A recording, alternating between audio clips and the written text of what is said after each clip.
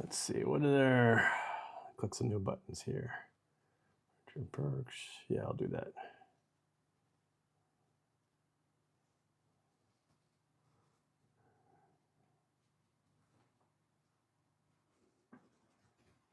Sure, we'll try that one. Pin. Cool. Hey, so I'm just doing a little bit of work here. I'm gonna pop on for a live a bit while I'm working. Which video is this one? Now it's gonna go to TikTok. So, what everybody's going on tonight here? Oops.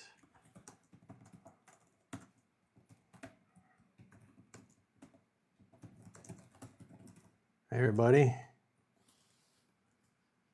Just starting it up here a little bit, so I'm checking the comments, but I'm also doing a little bit of work here. Do I have more to upload to that one? Or that came from Instagram, so that goes to YouTube. Hey, what's up? Welcome, people. You know, I did a live earlier today, and as soon as I got a lot of people in there, I had to go. It kind of, привет, bandit. Спасибо. Да, я говорю по-русски, но очень хорошо, но говорю.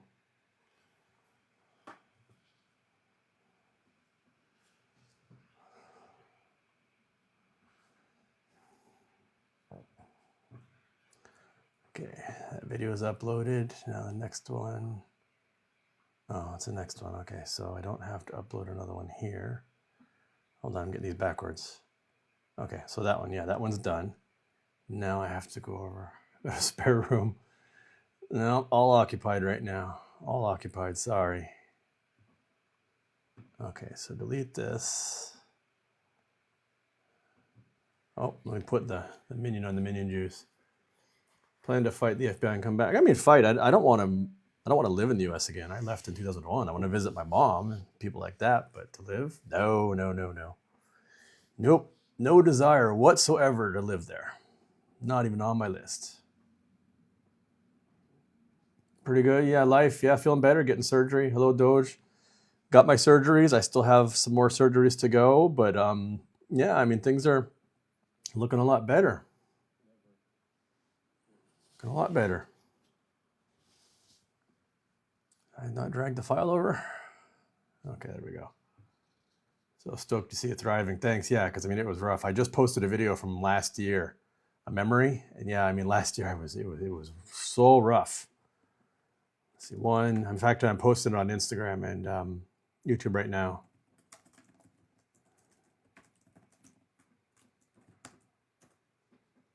Did Putin speak to you? No, I have not spoken to Putin yet. Yet. Following since day one, appreciate it.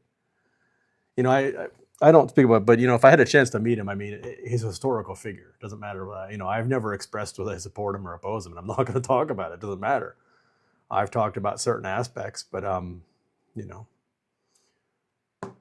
Better brother Petrodia Bratna. Da, spasiba. Thank you, Casey. Yeah, when I get enough publicity. Yep, it'll happen.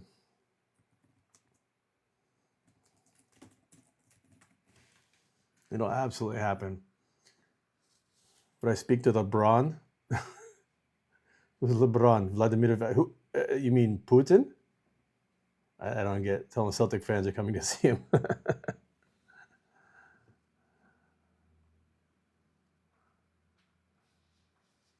I might get to meet him someday. Be surprised. I have several friends who have met him several times, but they're not people that I throw their names around in public easily. So story is so interesting. Appreciate it, Abdul. What are my issues with the U.S.? Well, the FBI lied and fabricated evidence, tried to extradite me 3 times, denied me health care, hoping I would die. I got a few issues with them. Check my link tree if you're new here. So I got just a few, To the Russians of the West, they got no problem with Americans. I mean, they're not real fond of the government, but most people know what's going on. Governments be governments. What can I say? But there's no hatred towards Americans. There's still plenty of Americans here. Ain't no issues. But Europeans, same thing. Listen, a lot of Russians have traveled. They got no issues with people. Okay. Average life, I mean, it's a lot better than saying in the West. It's warm. Oh yeah, it gets warm in the summer. I miss the US? No, not at all.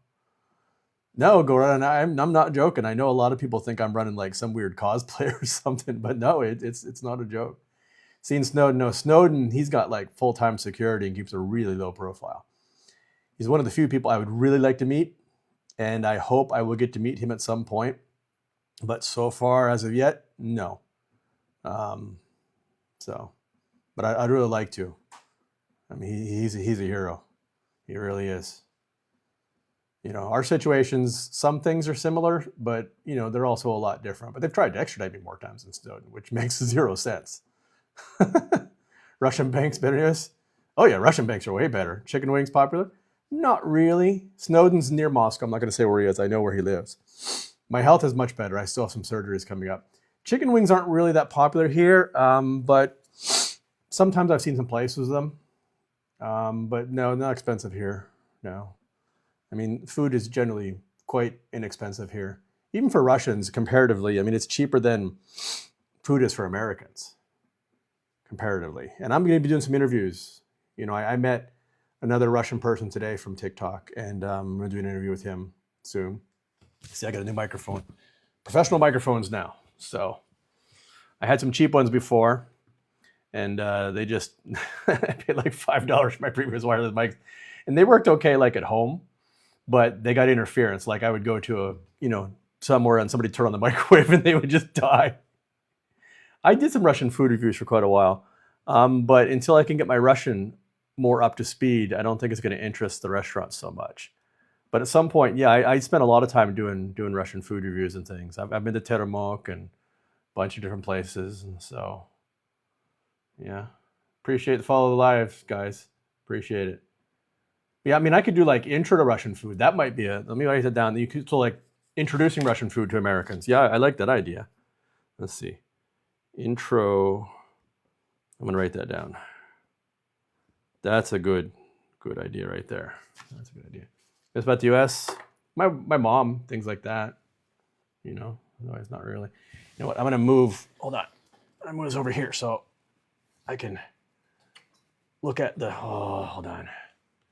I got an arm for this thing and it's pretty cool, but hold on. Let me flip it over here. The arm is not completely flexible to hold my phone, but what I want to do is get it. Can I get it here? I want to get it so it's over my screen, so I'm not having to glance over. Hold on. Okay. Yeah, there we go. That's better. It's over. Now it's kind of, yeah, there we go. It's over top of my screen now. Perfect. Pro mics. Yeah, this is a pro mic right here. I just bought some Holy Land mics. They're not as expensive as Rode, but some people here that I know that work in TV recommended them. They're really good. Makes Russia better than America. I wouldn't say it's not better. It's different. Every country has their own problems. This is the problem, though, is that all these trolls in the comments, they're getting all, well, I don't like that term, I'll use the term, but they're having to cope because you can't dare point out anything negative about the U.S. because they freak out. So, hello from Chirac. Negative experience with Russian? Not me. I mean, I've met with them, okay? I've certainly met with them before, but they've never given me any troubles, okay? I can't say that's everybody's experience. But personally, they've never given me any troubles. Like to listen to your comments. Appreciate it. How can you book train tickets online without a Russian bank card? You can't right now. Unless you can get some agency to book them for you or something. That's kind of the problem with these sanctions. Once you get here, you can get a Russian bank card within a day. It's really easy. What time is it? 1:09 in the morning. So I'm trying to edit. I was out today again.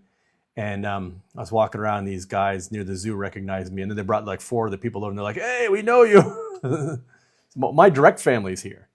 But like my mom and stuff isn't. My brothers and sisters aren't, but the rest of my family. Russian preparing for it? No, guys, listen. The West is so bonkers in this stuff. It's really insane. It's really insane. Usual sanctions, yeah, I mean, they're effective, but even then, life goes on here. It makes it more expensive to travel in and out. You've got to fly through Turkey.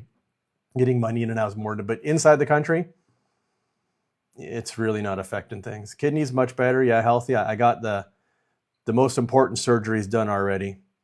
I still have some more. So, but yeah, take a bus from Thailand. I can't, but yeah, there is a bus. Yeah, there. What you have to do is not one bus. You can take the easiest way to get from Thailand to St. Petersburg, because people do it all the time here.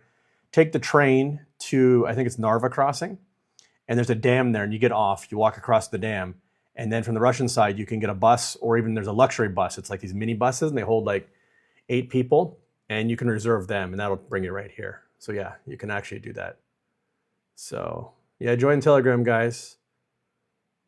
There's food, whatever food you want here. What products are not sanctioned? I don't know, food items, but Russia produces so much of its own food that if you go to the shelves here, we just, most of our food is not imported, unless you're counting like some things we get from, Kazakhstan and those areas. Hey, basement. So, but those are friendly countries to Russia anyways. So, yeah, I know, school. So let me get a little minion juice here.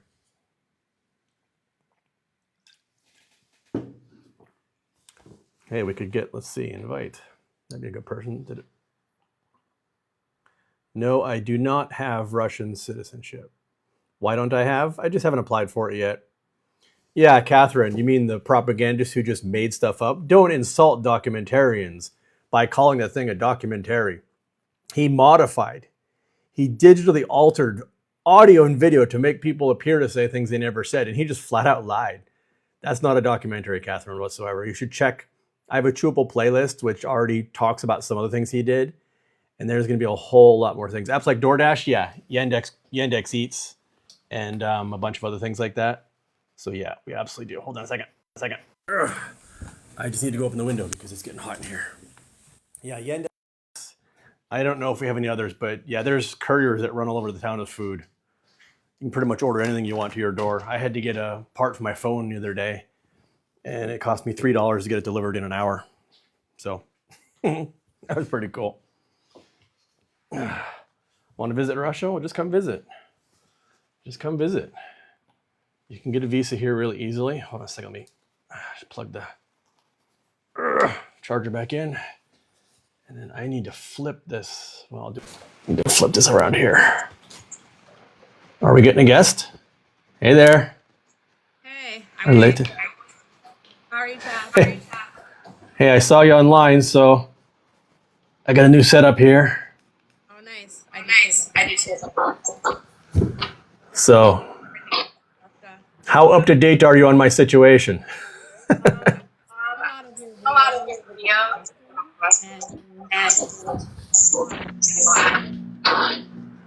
So, somebody's asking, yeah, if you're from the West, come to Russia. We got tons of Westerners here still. No problem.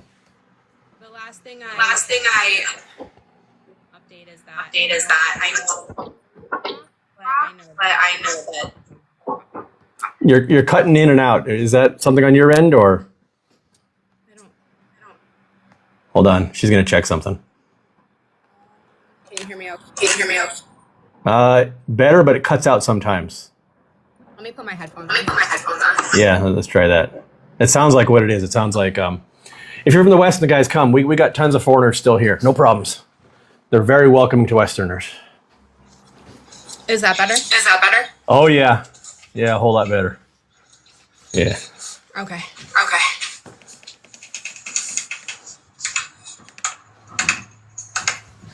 Yeah, the last update I remember is that I know locally your case was dropped, but the FBI still has not dropped it, which is interesting because the FBI case was based on the case that Pennsylvania. Yep. He dropped again.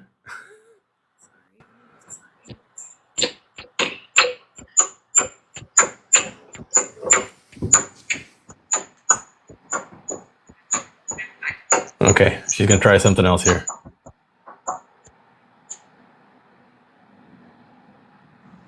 How about now? Okay, we'll give that a try. Backup headphones. I just bought a pair of professional microphones. You see my microphone right here? Oh yeah, that's neat. They come with little stickers. There's a logo under it, but if you don't want to show their logo, it comes with stickers that you can put it on. So I put a little green one on mine. Oh, that's pretty cool. Yeah, there is echo. Sorry. So, Holy Land charger. The echo's perfect. Yeah, I don't know So- why there's echo. Sorry about that. So you know about my trip that I'm not in St. Kitts anymore, though, yeah? Yeah, I know that you went to Cuba. Yeah. Got some help there medically, and then now you're in Russia. Yep. Okay. So you're pretty much caught up then. Okay. I'm trying to close my comments. How's Russia been treating you? Fantastic. You know, the weather's a bit chilly, Yeah. but You look a lot better. yeah. No, it's, you know, they saved my life. There's no doubt about it. I still have some surgeries that I need to have done, but they saved my life. There's absolutely zero doubt about that. I'm walking. I mean, I broke my foot about a month ago, but other than that, That's good. I got a shoe on 2 days ago, finally, and I walked about 4 miles today. I'm still limping, good. but That's good. yeah, still limping. Where did I get my surgery? In Russia. So, and did you see the hit piece that dude on YouTube released on me where he just fabricated information? Oh no, about your case? Yeah, you should watch it. He took audio and video and manipulated it. So an example, there's one thing that Chris said. He took fragments of 4 different sentences, stitched them together to make it look like Chris said one sentence about something he never actually said, and then accused me of being a Russian spy and just comes up with all these fantastical things and just makes up stuff. I don't recommend most people check it out, but you should, and I can send you the rebuttal. You still have Telegram, yeah? I don't know. Let me check. That's interesting because your case started. I mean, I know you lived in Russia previously, or your ties to every family. Well, I don't know how specific you get. I don't want to say too much. Yeah, you know, I have family here, so. Okay, yeah. But you lived in the United States while this was going on. You were traveling for your job, but you were not a Russian citizen. So where can I send you? Where can I send you a link on Telegram or? Let me check to see if I still have it. Sorry. If not, because I can send it on TikTok, but TikTok hates links.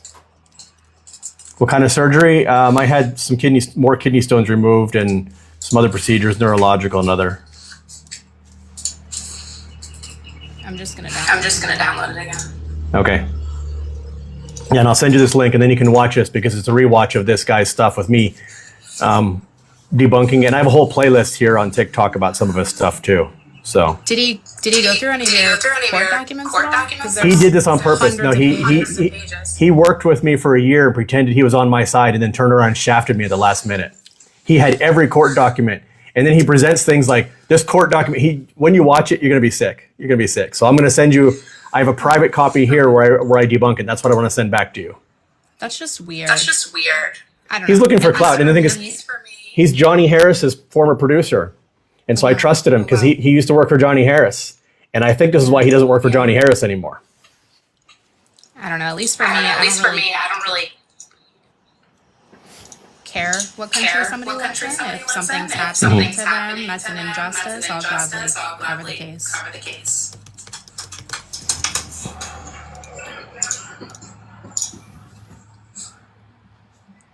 Sorry, I'm done. I might have invited somebody else by accident. Well, we'll see. I was trying to scroll the comments and I might have invited somebody else, so somebody else might show up as well. That's fine.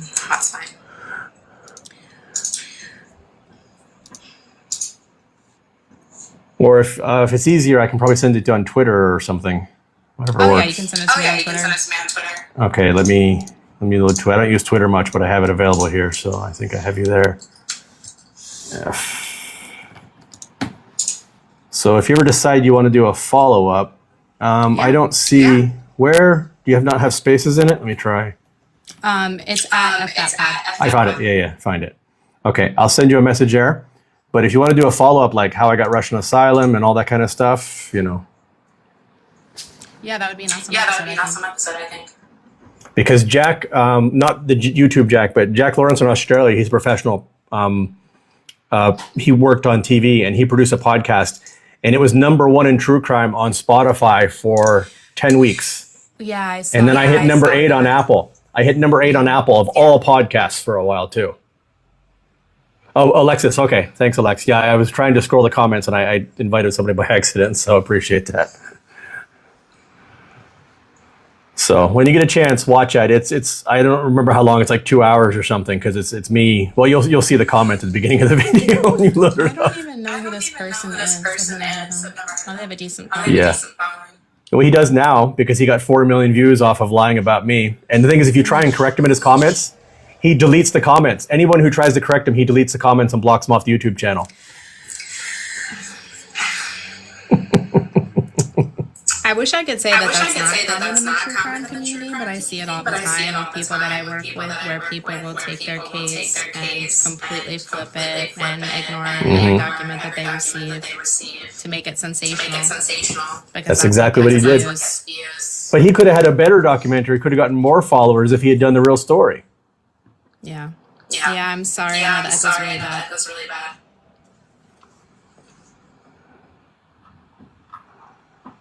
It's insane. So when you get a chance, I'd love to get your feedback on that.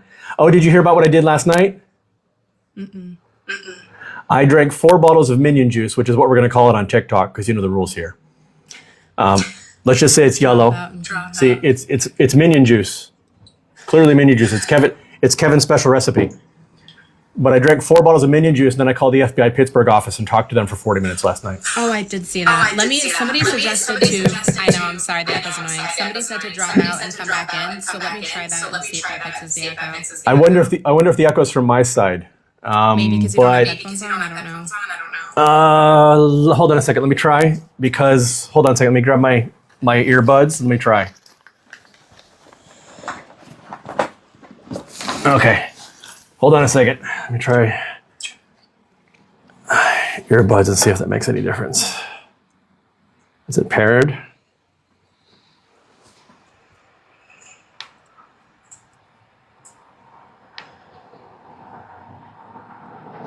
Hold on, let's see. It acts like it's unpaired. Hold on, let me see if I can pair it just a second. Oh, Bluetooth's off.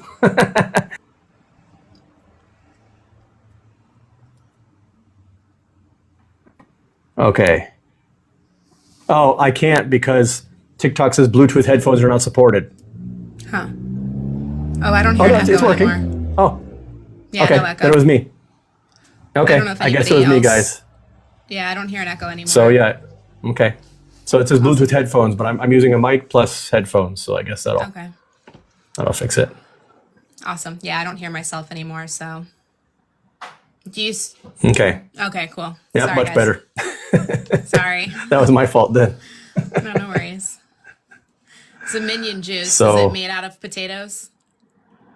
No. No? No. Nope, not made out of potatoes. It's yellow and fizzy. I have no idea. I'll send you a message on Twitter here. Go back. I will say that this YouTube creator has phenomenal thumbnails. They do a great job with thumbnails. He was Johnny Harris's main producer. That's what I'm saying. If you go look up Johnny Harris's videos, he was his top producer.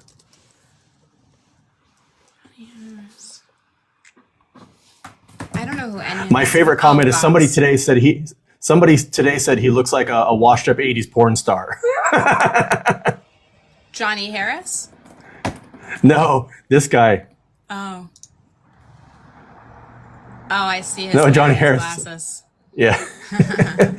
Okay. I sent you on Twitter what the recipe for Minion juice is. Oh, okay. That's the video that you sent me. I was like, yellow and fizzy. I have no idea what that is. Hello from Finland, off to visit St. Peter. Hey, when you get to St. Petersburg, yeah, the border closed. That's a Finnish site, unfortunately.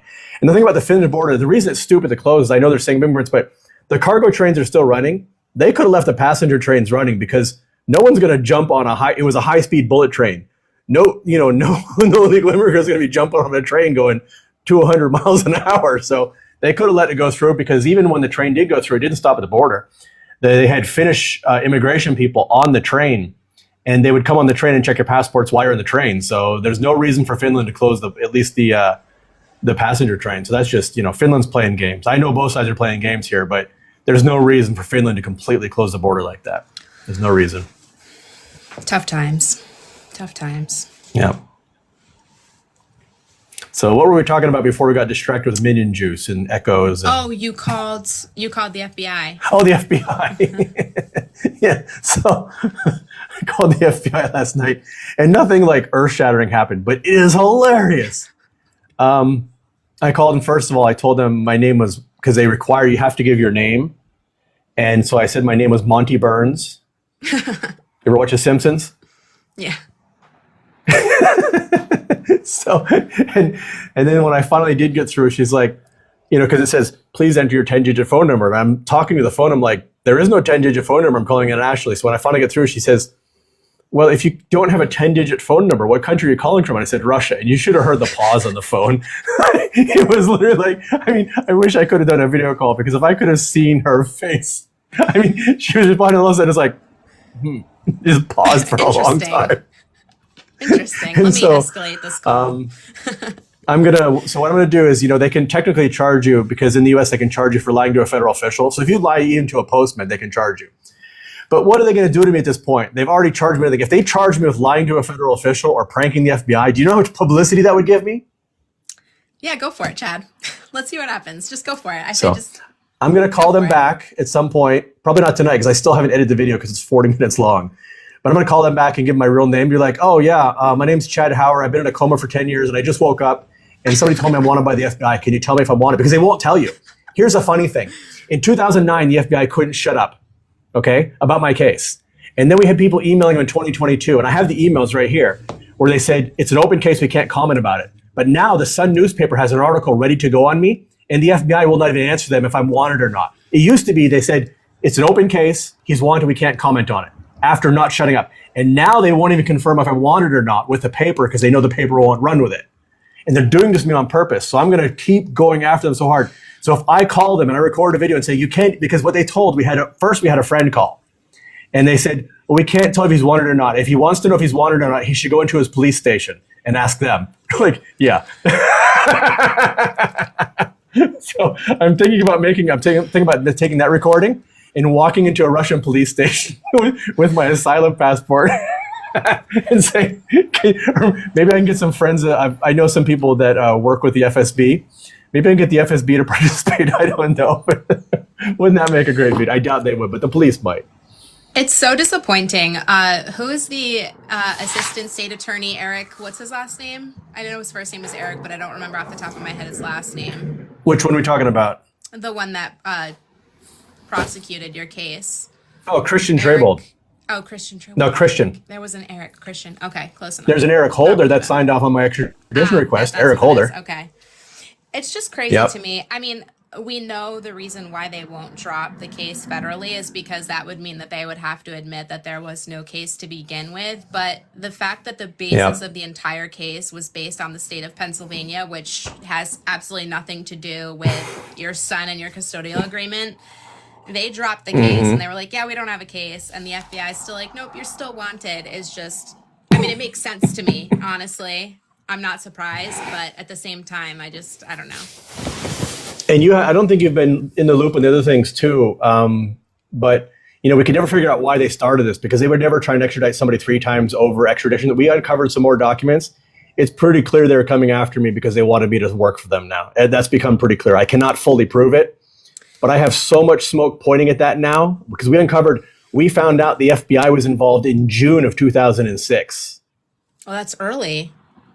And we also found out that when she tried to file the kidnapping report, which I have to look up, I believe was, not 2006, June 2007. But by September or so, she had filed with the state police, and I found the emails and I found the officer's name. It turns out she'd already gone to the FBI before she went to the state police. And when the state police turned her down, the FBI tried to push the state police to file the kidnapping report. And even the state police told the FBI, no, we're not going to do it. I remember that component. They were like, we can't, there's nothing here. But I didn't know the order of it, because I found what happened is I went through my backups and I found some old archives. some old emails, and I found the name of the officer, I found his phone number, I found the dates, and I found out that the FBI was involved months before the state police were ever called in, which is completely backwards, as you know. And so the FBI was pushing the state police to file a kidnapping charge or a kidnapping report, and not even the state police would do it. I mean, I wouldn't be surprised, honestly. I don't think that there's anything that could surprise me anymore with true crime cases and things that the government does. There's nothing that anybody could say that could surprise me at this point. So I wouldn't be surprised. I mean, you had access to a lot of countries that Americans typically don't have access to. So it's plausible you had a really important job with a very powerful company. So I don't. Not to mention my wife's parents' connections. Hey, Tiger, yeah, if you got your passport, come on over. I'm just reading a comment here. But yeah. Hi, Krista. And then the house raid back in 2002. So it seems more like, it was a combination of those things together. Yeah, your case made me really mad, honestly. Because there's custodial cases that actually matter where there are children in a situation with a parent either side that needs to be granted, where the other parent actually needs to be granted custody. Maybe it's an abuse situation, maybe it's neglect, and they go after somebody that has custody legally in the state where the child is born. I mean, he never lived in Pennsylvania. So that to me sets a precedent that any parent can take a child when there's a custodial agreement in place, flee without telling the courts or another parent to another state, almost halfway across not really halfway, a quarter of the way across the country, and then just establish an emergency order and say, we have to establish custody here. Not only that, but the emergency order this summer. Yeah. Mm-hmm. If it was an emergency order, then why did he put him back on a plane? Because an emergency order is meant to prevent harm. So if it was meant to prevent harm, he would have kept him in the state right away and never put him back on the plane. And I think I covered it in my episode when I talked about, I think I found in their statutes what needs to happen to even establish that emergency order. And that emergency order can only last for a finite amount of time. And yet they just took it and completely abused all of the stipulations that are laid out. 15 years. It's crazy. 15 years. Yeah, I don't know how anybody could take your case and twist it, honestly. Well, you watch this guy, you're going to be screaming at the wall.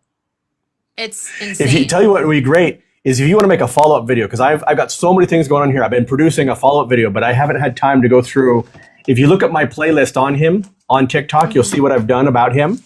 Okay. But if you really want to if somebody wants to make themselves a name on YouTube, because what YouTube loves more than a takedown video? A takedown of a takedown video. If you look at some of the biggest videos on YouTube, they're takedowns of takedown videos. The ones that went after like Logan Paul and stuff, those are some of the biggest YouTube videos out there. I'm not afraid to talk crap. I'll do it. I will give you all the information. You go through the video I sent you, you'll find most of the information. And I'll send you whatever you want. Okay. And I can send you the files I already have. I'm using DaVinci Resolve now. I still use CapCut a little bit, but I paid for DaVinci Studio. So I have DaVinci Studio. Are you still using the free version or the paid one? I used to use the free version, but now I use Adobe Premiere. Why don't I know what program I use? Premiere Pro, and then I use. If we use DaVinci, we could share through the cloud, because Adobe and Apple for me are off limits, and I love DaVinci anyway, so I have the Pro one. Okay, yeah, and I'm starting to try to do video now, although video editing takes me way longer. For that, I use Riverside. Yeah. Okay. But yeah, that's crazy. I can't wait to watch this. I'm probably. And if you ever want to come to Russia, I'll set you all up. There's I can get you a place to stay for free. We are conditioned to believe as Americans that we're not allowed to go there. I would love to go see Russian ballet. I used to do ballet, so I would. You will be. I was at the Mariinsky last month. I went to the Mariinsky and saw Sleeping Beauty at the Mariinsky, and I was at the Mihailevsky Theater in September, which is even older than Mihailevsky, the old Mariinsky, I believe. And we saw Nutcracker. I'm sorry, no, not Nutcracker. Swan Lake. Yeah. And I have a friend who knows the main composer and producer for the Mariinsky. And that's so really we're going to be going there. I can get you tickets in the Mariinsky for like $30. Is that like a common misconception that we're conditioned to believe here, that like if you go to Russia as an American, like you're going to be bugged and any hotel room you're going to stay in, you will be safer. You'll be safer here. No. You'll be safer here than you are in America. I'm honestly, because we don't have homeless people. We don't have the drug addicts. We don't have that stuff. And listen, the KGB, FSB is not going to follow you around because they don't want to know where you are. They'll just ask one of the grandmothers sitting out front watching on the balconies. I'm boring, honestly. I'm boring. I don't really have much going on. Listen, there are so many Americans. I have so many American friends here. Once you get here, I had a friend come from Germany. He was scared because his girlfriend's Russian. He came here and he was still scared. And when he got here, he's like, I can't believe how much we've been lied to. You'll be so safe here. Yeah. I mean, I definitely don't. You can get a 3-month visa from the Russian embassy for about $50. What? That's so cheap. Yeah. Yeah, it's about $50. And Americans, a lot of the rest of the world is jealous of Americans because there's still an agreement in place with the U.S. government. And Americans are the only ones that get 3-year visas. The 3-year visa costs more. It's a couple hundred. But a lot of the Americans living here, they just get a 3-year visa and they just stay here on the 3-year visa. They have to leave every 6 months, but it's one of the only countries that gets a 3-year visa. Everybody else gets 3 months. But yeah, a 3-month visa is like $50. I can get you the invitation if you want. You would think because the invitation you need an invitation, which you can pay a company to do for like $30, but we can give you the invitation. That's crazy. I would never have thought that as an American I could get a 3-year visa to Russia. Honestly, I would have never guessed that. Nope, no problems. It's funny. No problem. So somebody's asking how to travel to Russia. Right now, you can go through Serbia, Estonia, Dubai, Georgia, lots of places, but most people are coming through Turkey. In fact, Turkish Airlines is making a killing. They're having to lease new planes because Turkish Airlines used to fly to like 4 cities in the US or something, and now they're flying to like 14 because they're the main carrier coming in out of Russia from the US now. They're making a killing on this. And not to mention, you get around the sanctions, see what the Russian, and I'm not telling any secrets here, but the Russian airlines, when they like, if Aeroflot needs a new engine, they will sell their plane to some Turkish airline. I don't know if it's Turkish, but they'll sell it to some Turkish company or some company in Dubai. They'll sell them the whole plane. They'll put a new engine in it, and then the company sells it back to Russia. It's smart. It's smart. That's clever. It's clever. Welcome back, Marie. So I'm seeing some of the comments here, but yeah. So the sanctions, I mean, you wouldn't notice anything here.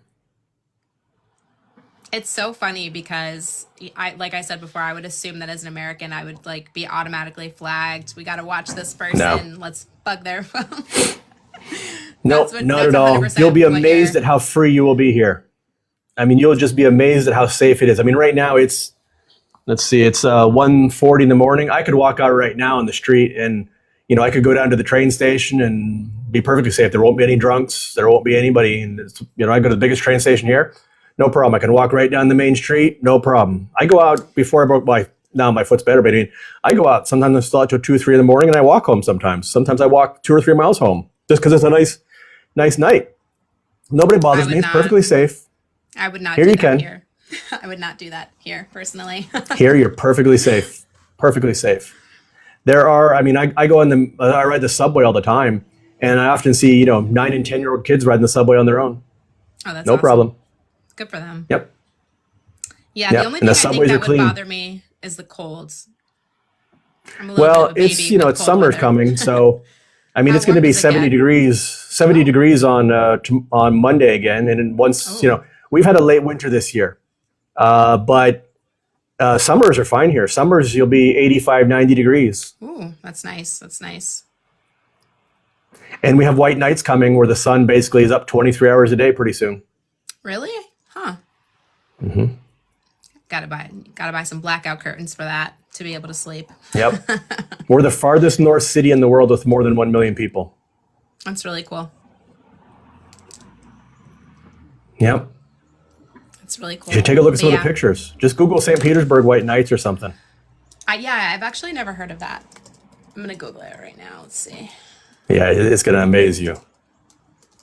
I said, come on. I mean, I got a place for you to stay. If you, I don't know if you've got a partner or whatever, you want to bring your partner with you, you got a place to stay.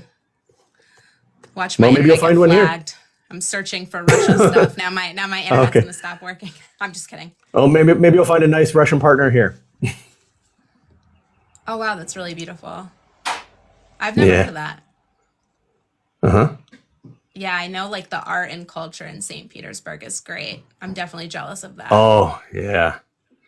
The Mariinsky, the Byhalevsky, we have so many ballets here. I'll get you into the Russian price, $30. Balcony seats. Fireworks. That's so cheap. Yep. Oh, we had Did you see the fireworks on my TikTok I posted from 2 days ago? I don't think so, but I can check. Because It's we really had pretty. Victory Day here, which is like it's like celebrating the end of World War II, and I posted some of the fireworks. Oh, I think I might have seen it. Yeah, there's like fireworks by this bridge. It's really pretty. Yep. Yeah. So that was because of the Victory Day, which is the end of World War II for Russia, May 9th. Yeah, it's really pretty. I like the architecture. It's really neat. Oh, the architecture is incredible. The art, the ballet, the food, everything. Everything here. It's just, I mean, it's really, really incredible. Yeah. Well, I'm glad that you're doing better. Thanks. He was Yeah, it was, not in Russia the whole time. He was actually an American citizen for a while when this started, living in Tennessee. so in Smokey here, the FBI ain't got, no, because the FBI's tried to extradite me 3 times from countries with extradition treaties, including in Europe. I only got to Russia after they failed to extradite me 3 times. Yeah, it hasn't been that long, right? Like, what, a year? Not even? Well, no, I got to Russia late July last year, Okay, and so then I not received even my a year. official asylum in December. Yeah, so not even a year. Yeah, no, all of this happened Yeah. way before. Yep. I love that now you're attached to like this Russia stereotype. You have no case, Chad, because you live in Russia. Crazy. Yeah, I get that all. Love Russia from America. Thanks, Mother Russia. Yeah, it's like, you know, if I say anything bad about America, like I point out the New York City subway system is homeless, people are like, why are you crapping on bad. America? Listen, It's I just live like, here, but and I know, but they it's can't even not admit it. great. I'm not saying It's not America's bad. great. I'm just saying, listen, own up to the stuff. There's no excuse that Manhattan has what, the highest income per person in the whole world, and that's the subway. And they're like, well, it's only like 30 subway stations look like that. I'm like, it's Manhattan. No. None of them should look like that. None I of mean, them. listen, I love New York, but taking the subways are always an interesting experience, to say the least. That's Here, the true. subways are spotless. We do not care about people. That is very true, Kev. And that's exactly why What we happened have to the FBI problems that call? we have. I'm still editing it. So, That'll be fun to hear. yeah. I'll send you, if you want, well, you'd have to have Telegram, but I'll send you the, if you're going to use Telegram, I can put you, we have a private Telegram group now that's separate from the other one. I can send you the full 40-minute call if you want to see it before I edit it. I don't know why I'm not getting so it's sending me, Or I could it's upload like it to trying YouTube as a private link for now.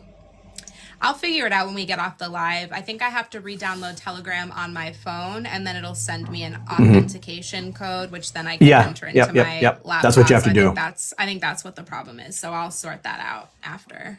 Yeah, because Telegram it's one of the few apps. It's very well written. I mean, and I have Telegram Premium now. I don't know who gifted it to me because it came as an anonymous gift. But whoever gifted me Telegram Premium, thank you, and I will definitely pay for it whenever my gift is up, because it's so awesome, and the extra features. There's few pieces of software today. I'm so ashamed by the state of the software development industry these days, but Telegram is one of the few pieces of software that's just written really, really, really well. Yeah, I was using Signal before. I know like iMessaging has pretty good end-to-end encryption, but I know when you're not using iMessaging, and even iMessaging isn't the greatest. So I was using Signal a while ago, but I never heard of Telegram until you told me about it. Signal kept logging me out. It's similar to Telegram, but Telegram's just more popular. And there's nothing I'm saying, Telegram encrypts except in group chats, but if you're in a group chat, anybody can capture it anyways. Telegram encryption is pretty good. I'm not doing anything illegal. I wouldn't put anything in any chat no matter what if I didn't want it out there. So Telegram is more than secure. No, I never got anything. Just case documents. Any information regarding the new front opened by Russia? Chad, I have no idea. You'd have to answer that. I do talk. I mean, with the conflict, I avoid the politics of it. I do talk about the logistics of it and stuff. I need to get back on. I've been really busy, but yeah, it's in Kherson, which is not unusual. We all knew they were going after Kherson. So, I mean, I'm not telling anybody what in Ukraine to do, but if I was living in Kherson, I would get out. That's my advice. It's not about politics, what's right or wrong, but I would get out. Yeah. It's just for your safety. So it's a sad situation. I hope we can see peace as soon as possible. That's all I can really say about it, you know? Yeah, I'm going to send this up to YouTube and mark it private. It'd be good if you get Telegram too, but I am going to send it up as a private link on YouTube for now. Okay. And I'll send you the link. So next, let me see. Public, private. Oh no, unlisted. Okay, I'll just make it unlisted. And then I'll send you the link. Okay, so I'm going to send you the link now, but it's not ready. Okay, that's fine. But you can get this link after it's uploaded, and I'll tell you when it's uploaded because it says 7 minutes. I have a gigabit connection here, so. Yeah, you know what I pay for my internet? What? I have a 1 gigabit fiber connection. Take a guess what I pay for a 1 gigabit. No limits, no traffic limits, no throttling, no nothing. Guess what I pay? I don't want to know, but tell me. $5.40 a month. Chad, I am literally struggling so hard with bills here. Everything is going up. You know what I pay for my cell phone? I have unlimited calling around Russia, unlimited data. It's 5G, and we have 2 phones on this plan. So we have 2 phones, unlimited data, unlimited calling, and it's fast. You know what we pay for our 2 cell phones in that price? 50 cents. $15. Oh, I can't swear. In the state that I live in, we're having a problem with private utility companies that want to pay their shareholders millions of dollars. So my electric bill, my usage will be maybe $10, $15. My delivery fees will be $70, $80, $90. So my bill will be over $100 and my usage is minimal. And I'm like, this is great. I love it here. I'm having a great time. I just want to be clear. I do not live in a normal Russian flat because long story, like 20 years ago, my wife's parents, my wife and I, we all sold our property and bought one huge flat. So our flat is like cool. four times the size of a normal Russian flat. So it's like 6 bedrooms, which is huge. But just to give you an idea, the reason I'm telling you that my electric bill last month was $6.50. Chad. I'm so angry. We're struggling hard here. I know, and I'm not laughing at that. It's like when people are like, how can Russians live on $1,000 a month? Because you can get a 1-bedroom apartment here for $200 a month. Your electric will be $5 a month. Your heating will be $30. And so $235, you're done. And you have all the rest of the money to live on. And you can go to McDonald's and get a complete value meal for $4. I can get a better meal. I can get a gourmet meal for $5 at someplace other McDonald's. So it's not even my first choice, but $1,000 you can live good here. Yeah, I knew things were bad here when last week I got McDonald's and I got like a cheeseburger off the dollar menu, some fries and some nuggets, and it was like almost $20. I was like, this is Can you send me a receipt, please? Can you just go to McDonald's and like take a video of what you got and send me a copy of the receipt, and then I'll do the same thing here? Yeah, I will. Oh, it's so bad. It's so bad. Yeah. I have to laugh at it because if I don't laugh, I'll cry. So I got to make light of it. And then usually when I go, because I order through the McDonald's app, I get like a strawberry pie or an extra pair of fries for 1 ruble, which is 1 cent. We have the original cherry pies from the 1980s. The fried cherry pies that McDonald's in the US got rid of in 1991. Do you have the McRib? I call them Stranger Things cherry pies. That's great. What about the McRib? Do you have the McRib? No, we don't have McRib. No. Ukraine is exactly the same price. Yeah, pretty much. It's a good deal. Yep. A lot of people don't realize that, and I'm not dissing Ukrainians, but Ukraine is even, people say Russia's so poor. Ukraine's poorer than Russia was per GDP, per everything. But it was still a wonderful country. It's a shame what's going on between the two countries. But yeah, things were cheap there too, and still are. We don't have, we sort of have McDonald's. They renamed it. It's the old McDonald's.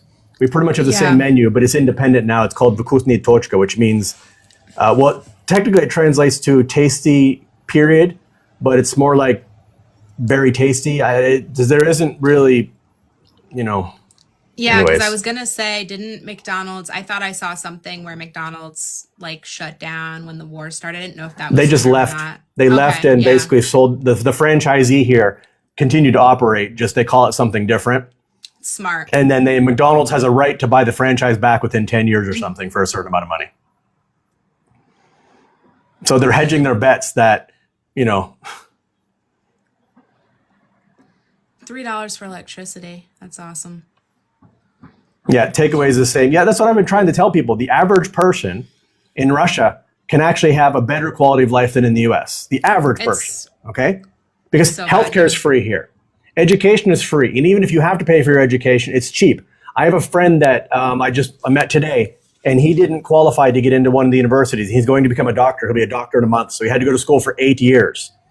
And so there's a government guaranteed loan, and he pays 10% interest, but not 10% interest per year, 10% interest total. And he has 15 years to pay it back after he leaves school. Wow. And his school only costs him like $2,000 a year. So he's going to pay like $16,000 to become a doctor, and he gets 15 years to pay it back at a fixed 10% rate over 15 years, not even per year. That's a government program.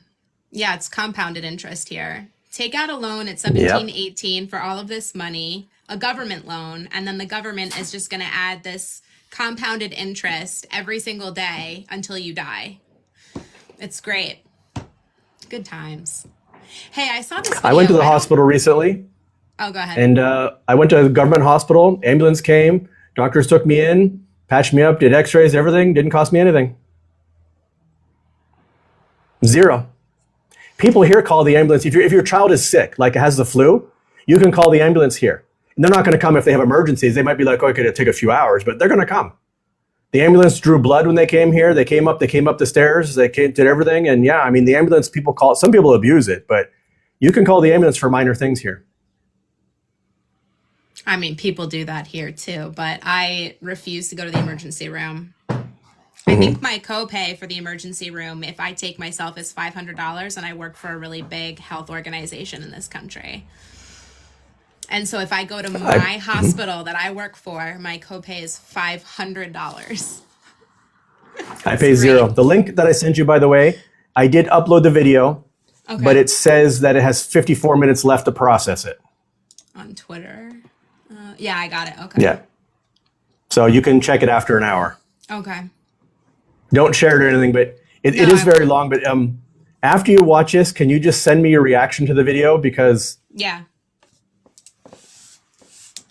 I think if you don't laugh, then then you may want to investigate some sort of antidepressants. I will. I will. I have a good sense of humor about stuff. Don't forget about all the horse girl you know jokes. What? I wouldn't even mind. I think it might be a fun live that we could watch, that you could just watch it in the background. You can listen to it, and we'll just watch you react to the video. Or record yourself. I would love to see your reaction. Record yourself watching the video. I'd have to edit out a lot of curse words, probably. I did a live yesterday, and I kept getting flagged because it's just compulsory. I can't help it. Well, here's what you can do. I can, this is just far-fetched, but if you want to, just record yourself, including the live, including the whole video, and then I'll edit out the pieces and I'll publish you as a reaction video. All right. And you can swear all you want. You can swear all you want. I'll edit it up for you because it'd be so funny to see somebody like you react to this video you're about to watch. Because it's not just about the audio of the call. It's about what I'm doing while I'm on the call. I'm glad that you're able, though, to kind of like poke fun and make light of it, because what you went through for years is actually really awful. And I think like maybe because you have such a great sense of humor about it, people don't fully grasp like the literal torment that you went through. Your life was completely ruined and destroyed for years. You had to rebuild everything over something that you didn't even do. And you did everything right. You stayed in contact. You had a lawyer. You spoke to the courts, and the FBI, particularly that one attorney, had a vendetta against you for whatever reason. And I don't know. It was a lot. A lot. Yeah, I'm hoping I have some film students here making a documentary about me now. And I had a film crew here from a major television network in Russia. They flew a film crew of 4 people here from Moscow, and they were here for 4 days, and they spent 3 full days filming me. I was walking around downtown with the film crew, and people were like, "Who's this celebrity?" And I'm getting recognized more and more. I did a live a couple weeks ago, and I was in the trolley, and people were like, "Do you get recognized?" And 20 seconds later, somebody came in the trolley, was like, "Hey, can I get a selfie with you?" And today, I was walking near the zoo and I was filming, and these guys that they have these birds they put on take pictures with you, and they're like, "Hey, it's Fugitive! Selfie, selfie, selfie!" And then 3 other guys came over like, Interpol guy, we know you." They don't speak, they basically speak any English, but they follow me on Instagram, and it was great. And the guy pulled the phone like, "This is you." That's good. That's good. You got to find Snowden somewhere, wherever he's hiding. You guys have to I know come where he's at. together and just do a full Yeah, I know what expose. city he's in, Just do but it. the Just problem do a is full that he's expose. so protected. Someday he's a sure. hero. I mean, he's one of the few people I I'm really want to meet. I'm scared for him, but I really respect what he did because I'm the going to Patriot message you the Act- name of, don't publish this name because I don't talk about I this won't. publicly, but I'm going to message you a name right now of somebody that I've met several times and I continue to meet on a regular basis. And I'll send you another one as well. Yeah, I feel bad for him too. Yeah, these are 2 people that I've gotten to know pretty well now. I think I know, but I don't remember. Yeah, I think you do. Oh, don't even Also, get me started on that. Oh, it's such a disaster. It's such a disaster. I'll send you I another don't one. know These are all what- people that are friends of mine now. Let's see. That second one I actually don't know. Or maybe I do. I just have to Google it. Yeah. I also feel like it's not really spoken about here a lot, though. Let's see. This one I actually don't know. I gotta read it. But why?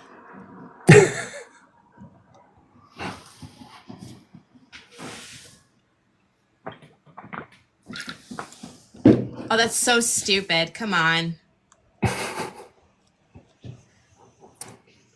It's the dumbest. Yeah, yeah, well, we know why I don't need to say it. That second one, we all know why they were prosecuted, but whatever, it is what it is. So let's just say I'm making some good friends here. That's good. That's good. I mean, I think it's important to talk about these situations regardless of where they occur, whether it's the United States, anywhere. Like, it's important to talk about this because if you don't talk about it, then any government will continue to do things like this unless people talk about it. I am reading the comments, by the way. I can't respond to all of them, but so somebody said they have a question. Go ahead and drop the question. And I can read the Russian comment too. Thank you.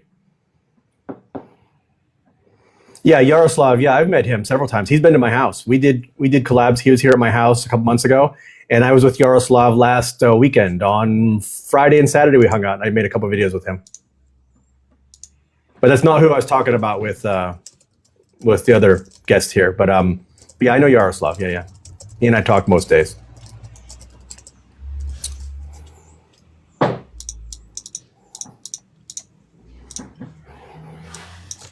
I also go by the American Embassy and usually give them a big finger as I walk by.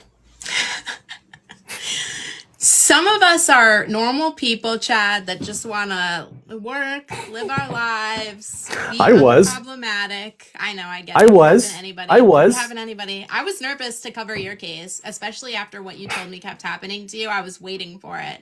Oh, it happened to some more. Knock on wood. Knock on wood. I mean, I'm sure there was mine probably another. might be bugged. Who knows? There was a big conservative network that did a whole production piece on me, 25 minutes long. I have a copy of it. They sent it up to legal, and legal called the FBI, and they're like, "We're not tangling with it." And this was a huge conservative network. I can send it to you privately. It's a 25-minute, fully produced video about me for a major conservative network, and it got shut down. It was already produced, everything. I mean, I have the final version of it. And then they told the producers they're not allowed to talk to him anymore. It doesn't surprise me. I was waiting to get some. I've gotten like a ton of cease and desist for other cases, so I was waiting for it, but nothing happened. So somebody's asking why I haven't been pulled for special operation. I'm too old and I'm not a citizen, and they're not drafting people, despite what the media is telling you. They're not drafting people. Everybody going is volunteers. And the people, initially, there were some people going that were already in the military or already obligated to serve in the military, but there's never been a draft here regarding a special military operation.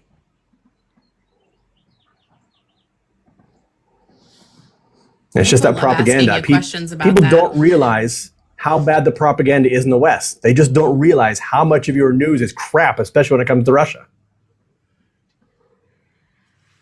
Well, that's why they're banning TikTok. Yeah. I think it's going to work out somehow, but TikTok's suing them now. Yeah, I saw. I'm excited. Yeah. And the big thing is that this isn't about security. What this is Twitter and Meta trying to take down TikTok is what it is. That's what I've been saying. People are like, no, Ashley, you're crazy. And I'm like, I mean, I think that lobbying is really how most of our laws happen here. And who are two of the richest people in this country and Elon Musk, respectfully, the ego on that man is like out of this world. I could 100% see him throwing all of his money at something insane. And I know that ByteDance is technically owned by China, but to my understanding, Oracle is the one that holds all of the US data in servers in Texas. So they do. Yeah. Hey, H, you're talking about, you don't understand the difference between, here's the problem. I'm going to explain this to H. You send a document to draftees. You don't understand draft versus conscription. In Russia, there is mandatory military service when you turn 18, as there is in many countries, even in European countries. So at 18, you have to go serve in the military. So the people that were sent were either people who were already in the military, or there's certain people that can go to elite schools, but in exchange, they can be called up. And yes, some people like that were called up because they were under obligation to be called up if they could, but there's no general draft here whatsoever. I love the comment, the evangelicals are the ones who go over all that data in Texas. I'd be way more scared of them having my data than China having my data. Just saying. Yeah, exactly. I mean, don't put anything on. Just don't put don't put things out there you don't want. I don't know what people don't understand about this. I don't put anything on my phone that if it got out there would damage me. It's that simple. Or PC. Okay. If I have something secure, it's encrypted on a hard drive connected to my PC and it has limited access. Everything else, I mean, yeah, my phone. Okay, it's got some pictures, but there's nothing that if it got out off my phone would really damage me. And that's just how it is. I just assume that if it's on my phone, it's online. Smart. And these people that don't get it, they're like, well, I took a picture of myself naked. I didn't expect anyone would get it. It's like, idiot. You're backing it up to Google, right? Where do you think the cloud is? There's no difference then because they don't have a voluntary military. Well, I got news for you. A lot of countries don't. But the thing is that there are options here. You can enlist and you can be a conscientious objector in the Russian military, and they'll send you to work at the post office. There are people who go into the military but end up doing a different type of service instead. And, Americans consider it unusual, but a lot of countries have mandatory service. Even in Europe, a lot of countries have mandatory service. It's that simple.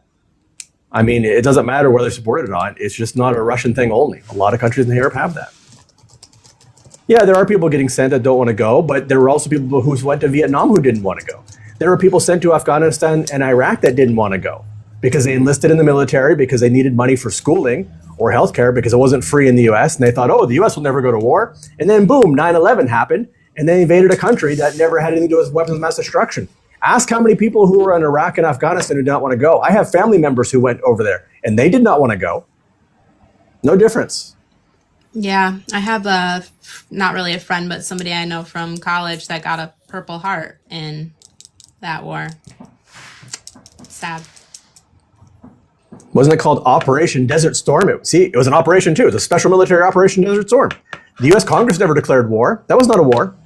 It was a special military operation. Chad, we had to get the weapons of mass destruction that totally existed. We just never found them, okay? We just never found them. You're familiar with the Downing Street Papers, right? You know about the Downing Street Papers? No, I don't know. This gets even better. Hold on. TikTok is want to verify me. Hold on, I got to verify. Okay, drag over. Okay, so the Downing Street Papers, I think they came out in 2015 or 2017. They were leaked from Downing Street, which is headquarters. Basically, it's like kind of like the White House of the UK. And it turns out that, I forget who it was that was sent over to talk to Tony Blair, but they basically told him, we know there's no weapons of mass destruction, but we need you to support us going into Iraq. We are lying, but we need you to support you. And it came out in 2015 or 2017. It's called the Downing Street Papers. Desert Storm, you're right. Okay, it wasn't Desert Storm. I forget the second one, but you get the idea. None of those were declared as wars in the United States. They were all special military operations. Not a single one of them did Congress declare war. A lot of people for Afghanistan, a lot of them were already in the military when that happened. Some people did sign up, but a lot of people who were already in the military didn't expect to be sent. In fact, how many of the people, the Guard? The Guard was sent over. How many Guardsmen were sent over there and were like, we do not want to be here. We are Guardsmen. Why are we here? Of all the people who should be upset is the Guardsmen. I mean, the Guardsmen are really supposed to be for national defense. The Guard's not supposed to get called up unless it's really national defense. And that was not national defense.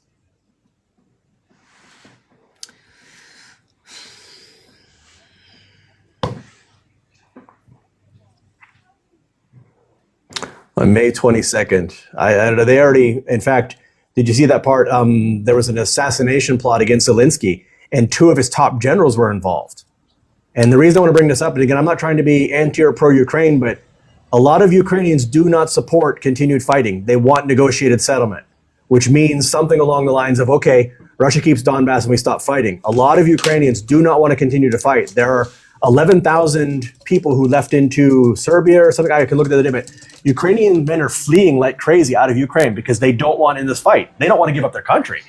But they just don't feel it's worth fighting for those lower territories who don't generally want to be part of Ukraine anyway. I mean, even here, we have a whole lot of Ukrainians here in St. Petersburg, and they're Russian-speaking ones. And the ones that are here, they're like, we don't want to be part of Ukraine, and we can't even live in our place anymore because now there's so much fighting. And they were being shelled for 10 years, even from 2014. I know several people here. They said we left in 2015, 2016 because we never knew when a shell was going to hit our house coming from the Ukrainian side. It takes 2 sides to start. This is all I'm saying. And a lot of people don't realize that. According to Americans, here's how Ukraine started. Everything's perfect. 2014, some idiot over there invaded, and that's the end of the story. And then 2020 took it bigger. There's 2 sides of the story, and there's a whole side of the story that people are not being told. So I'm not blaming one side or the other, but there's 2 sides of the story, and Americans are not listening to the whole thing. They're not being told the whole thing.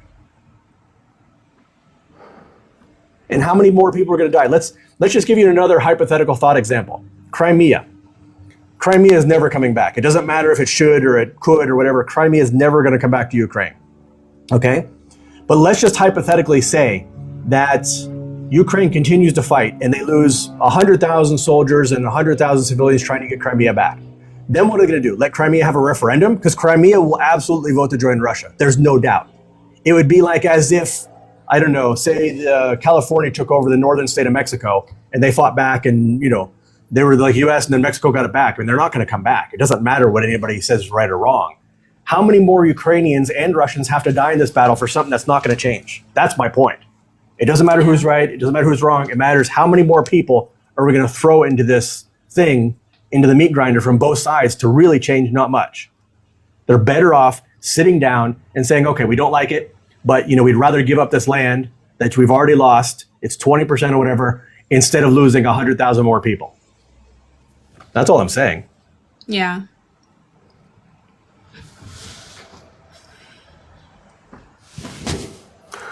And I'm trying to get people to realize this, but then again, I get called a propagandist just because I'm calling out the truth here. I think, it's tough.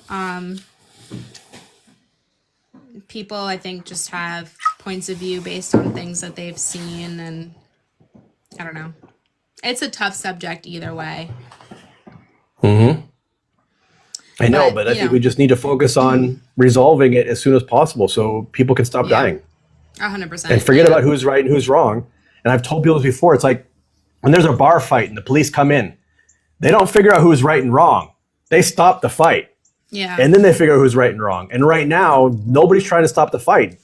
We have, one side, they're fueling it. They're just basically going in and saying, hey, continue to fight. And they know they're going to lose. The American government does not care about how many Ukrainians die. And in fact, Lindsey Graham said the quiet part out loud. He says, an investment in Ukraine weaponry is good because it's Ukrainians dying, not Americans. They don't care. And all they're trying to do is get rid of their old weaponry so the Americans can buy new stuff. In fact, the 60 billion, I did a video on this, the 61 billion Ukrainian aid package, like 45 million of it stays in the United States to buy the United States new weapons, many of which were already sent to Ukraine. Ukraine's only getting like 11 or 12 billion of that, which, only 11 or 12. But all they're trying to do is extend this war, and it's a military-industrial complex, and Ukrainians are the ones dying for it, and Russians. It's insane. And then I also think a lot of this got done because the election's coming. Because, they don't want Ukraine to lose before the election.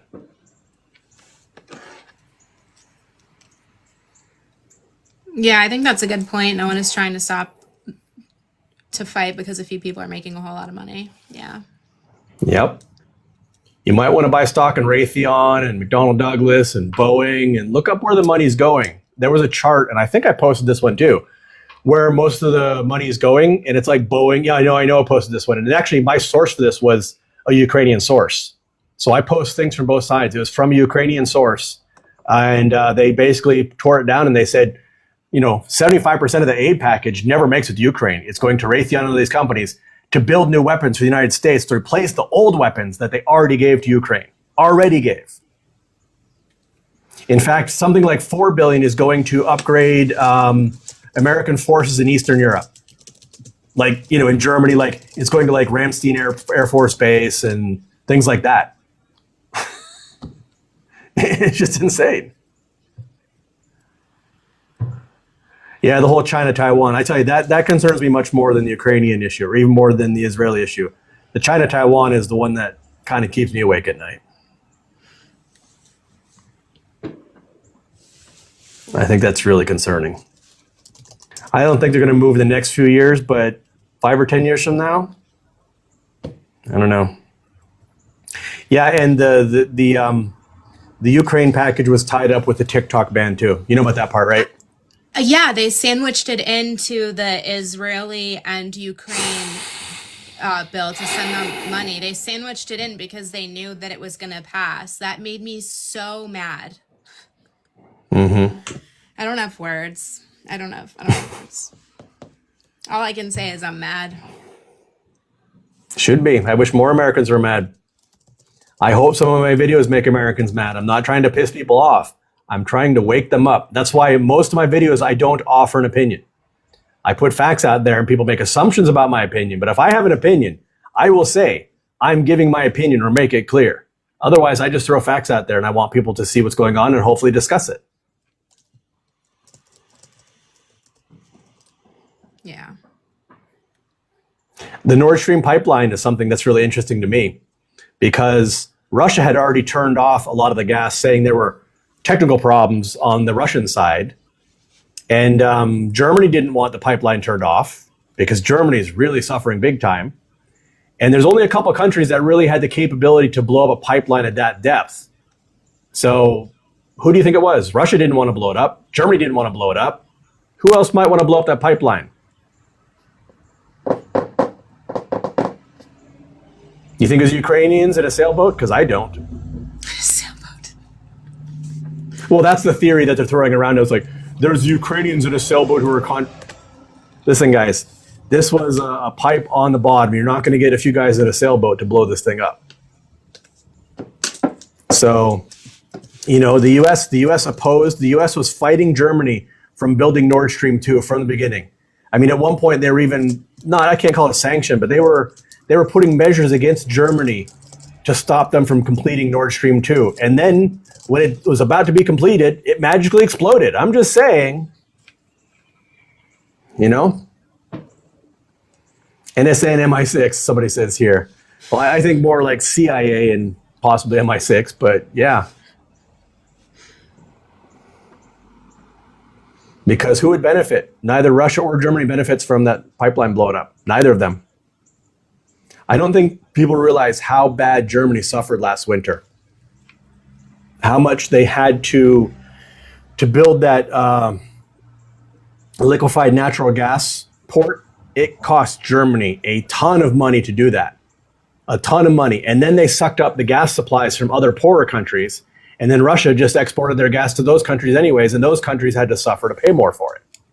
A lot of people don't realize that Europe bought up massive amounts of liquefied natural gas from other places and basically stole it out from other countries, from poorer countries. And they had people, the heating bills were so high that my friends from Germany, they said we were wearing winter coats inside most of the year because we could not afford the heat.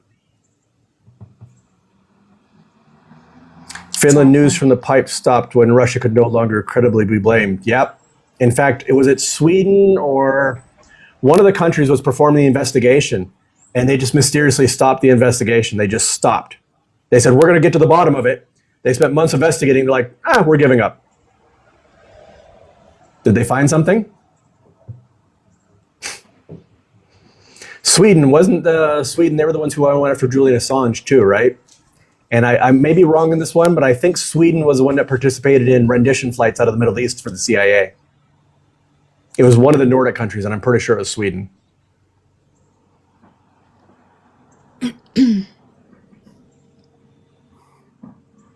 So I don't know how we ended up with those topics, but It got really intense. I mean, it's important yeah. stuff to talk about. Yeah, it is. I just wish more people would look into it for themselves because I don't know. I don't understand all the rah on the American side for this. I don't. And I'm not saying that, I'm not saying that, I mean, Ukraine definitely needs to exist as a country. I'm not saying they should surrender by any means. I'm just saying that give up the territory that's lost. That's all I'm saying. I mean, they're not going to get it back. Yeah. Yeah, I'm feeling a lot better 1987 because Cuba and Russia gave me the necessary surgeries I needed. Did you ever go through the podcast that I put up with Investigate Earth about how I got to Russia? I don't know. It's on my link tree. I listened to one. But I had help from the Russian government and the Cuban government, and I did get stopped by Interpol. Even Cuba held me on Interpol for a little while. Huh. I wouldn't expect that. Well, they're still part of Interpol, and since Obama made nice with Cuba, they have extradited Americans from Cuba before. That's crazy to me. But I'm glad you're able to get help because I know it was rough for you for a long, long time. You were stuck. Mm-hmm. Finished diesel, €2 a liter. Everything is expensive. Yeah, it sucks. And I mean, I used to go to Finland when I lived in Russia, back. Well, I mean, I left in 2008, but I used to go to Finland all the time. And it's great to go there. I mean, it's expensive, but I can imagine it's probably way more expensive now. And a lot of people don't realize that, Finland used to be Russian territory until basically World War I. It was part of the Russian Empire. And then it got swapped, and then they fought over Karelia. So, I mean, this area, even the part that's still in Russia, there's many Finnish, across the Russian-Finnish border, there are many split families because the border has moved over the years. From 1917 through 1948, I believe the border moved 2 or 3 times. So families are cut off from their families right now. There are brothers and sisters and aunts and uncles that used to cross the border frequently, and now they can't see them. It's really sad. Yeah. It's really insane. I mean, Finland was one of the countries that, they always, were cautious of the Soviet Union and Russia, but they were one of the few countries that traded with them, benefited quite a bit from the trade, in fact. And, now it's kind of come to this. And I know there's issues on both sides, guys. I know some of the comment. I know there's issues from the Russian side too, but again, there's no reason to cut off the passenger trains. That makes zero sense. The cargo trains are still running because Finland wants certain things out of Russia. So if you can run a cargo train, you can run a passenger train. Because if anybody's going to hop on a train, they're going to hop on a slow-moving cargo train. They're not going to jump on a bullet train, right? That's what's insane. And they said they might open it in March, and then they didn't open it, and now they said it's closed indefinitely. It's just insane. What's the plan regarding which part? Everything. Kind of everything. I don't know. Keep calling the FBI out for today. It's kind of open. Regionals cargo. Are you in Ohio? Was that Palestine, Ohio, East Palestine? Is that area? Yeah, I have family that are really close to that area, like 20 minutes away. So they were not affected. They're on the Pennsylvania side, but they were really close to that area. I don't know if it's 20 minutes, but they were close. So yeah, that's the railway system in the U.S., the cargo system, everything is just. I don't know. I don't know. I mean, obviously, people here know, many people in the comments, but I don't think people realize how bad the U.S. infrastructure is.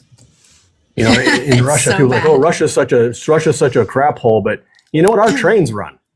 We have bullet trains. Oh, thanks for that. Whatever the heart was. So, 500 feet from the PA line. Okay, I have some family. I don't want to say where they live. They live, but almost within walking distance of the Ohio line in that area. So, and I grew up not too far from that area, so I know that area pretty well too. But Russian infrastructure. I mean, we have a high-speed road between St. Petersburg and Moscow. It's perfect. No potholes, no nothing. We have high-speed trains. They're building 2 more lines. In 2028, in 4 years, we're going to have 2 more railway lines, and you'll be able to go to Moscow in 2.5 hours by train. Right now, it takes 4. Wow. And it used to take 12. So even now, I go back and forth to Moscow.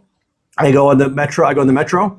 Metro stops at the train station. I get on the train. I'm in Moscow or downtown Moscow 4 hours later. And that's 800 miles. Wow. Sorry, it might be 600. I think it's 800 kilometers. So it's like any 600. But yeah, 4 hours. And yeah, it'll be horrendous there. Yeah. The railroads work here. 2 feet here without hitting potholes every 2 seconds. Can you imagine? They're building two new railway lines, because the 2 railway lines we have now are so full of passenger trains. They've had to divert cargo. So if you want to send cargo from St. Petersburg to Moscow, they don't send it direct. They send it south to some other city and then back up north, because they basically dedicated the 2 lines we have to complete passengers. And we still have planes leaving every 15 minutes. There's a plane that leaves every 15 minutes from St. Petersburg to Moscow back and forth, almost 24 hours a day.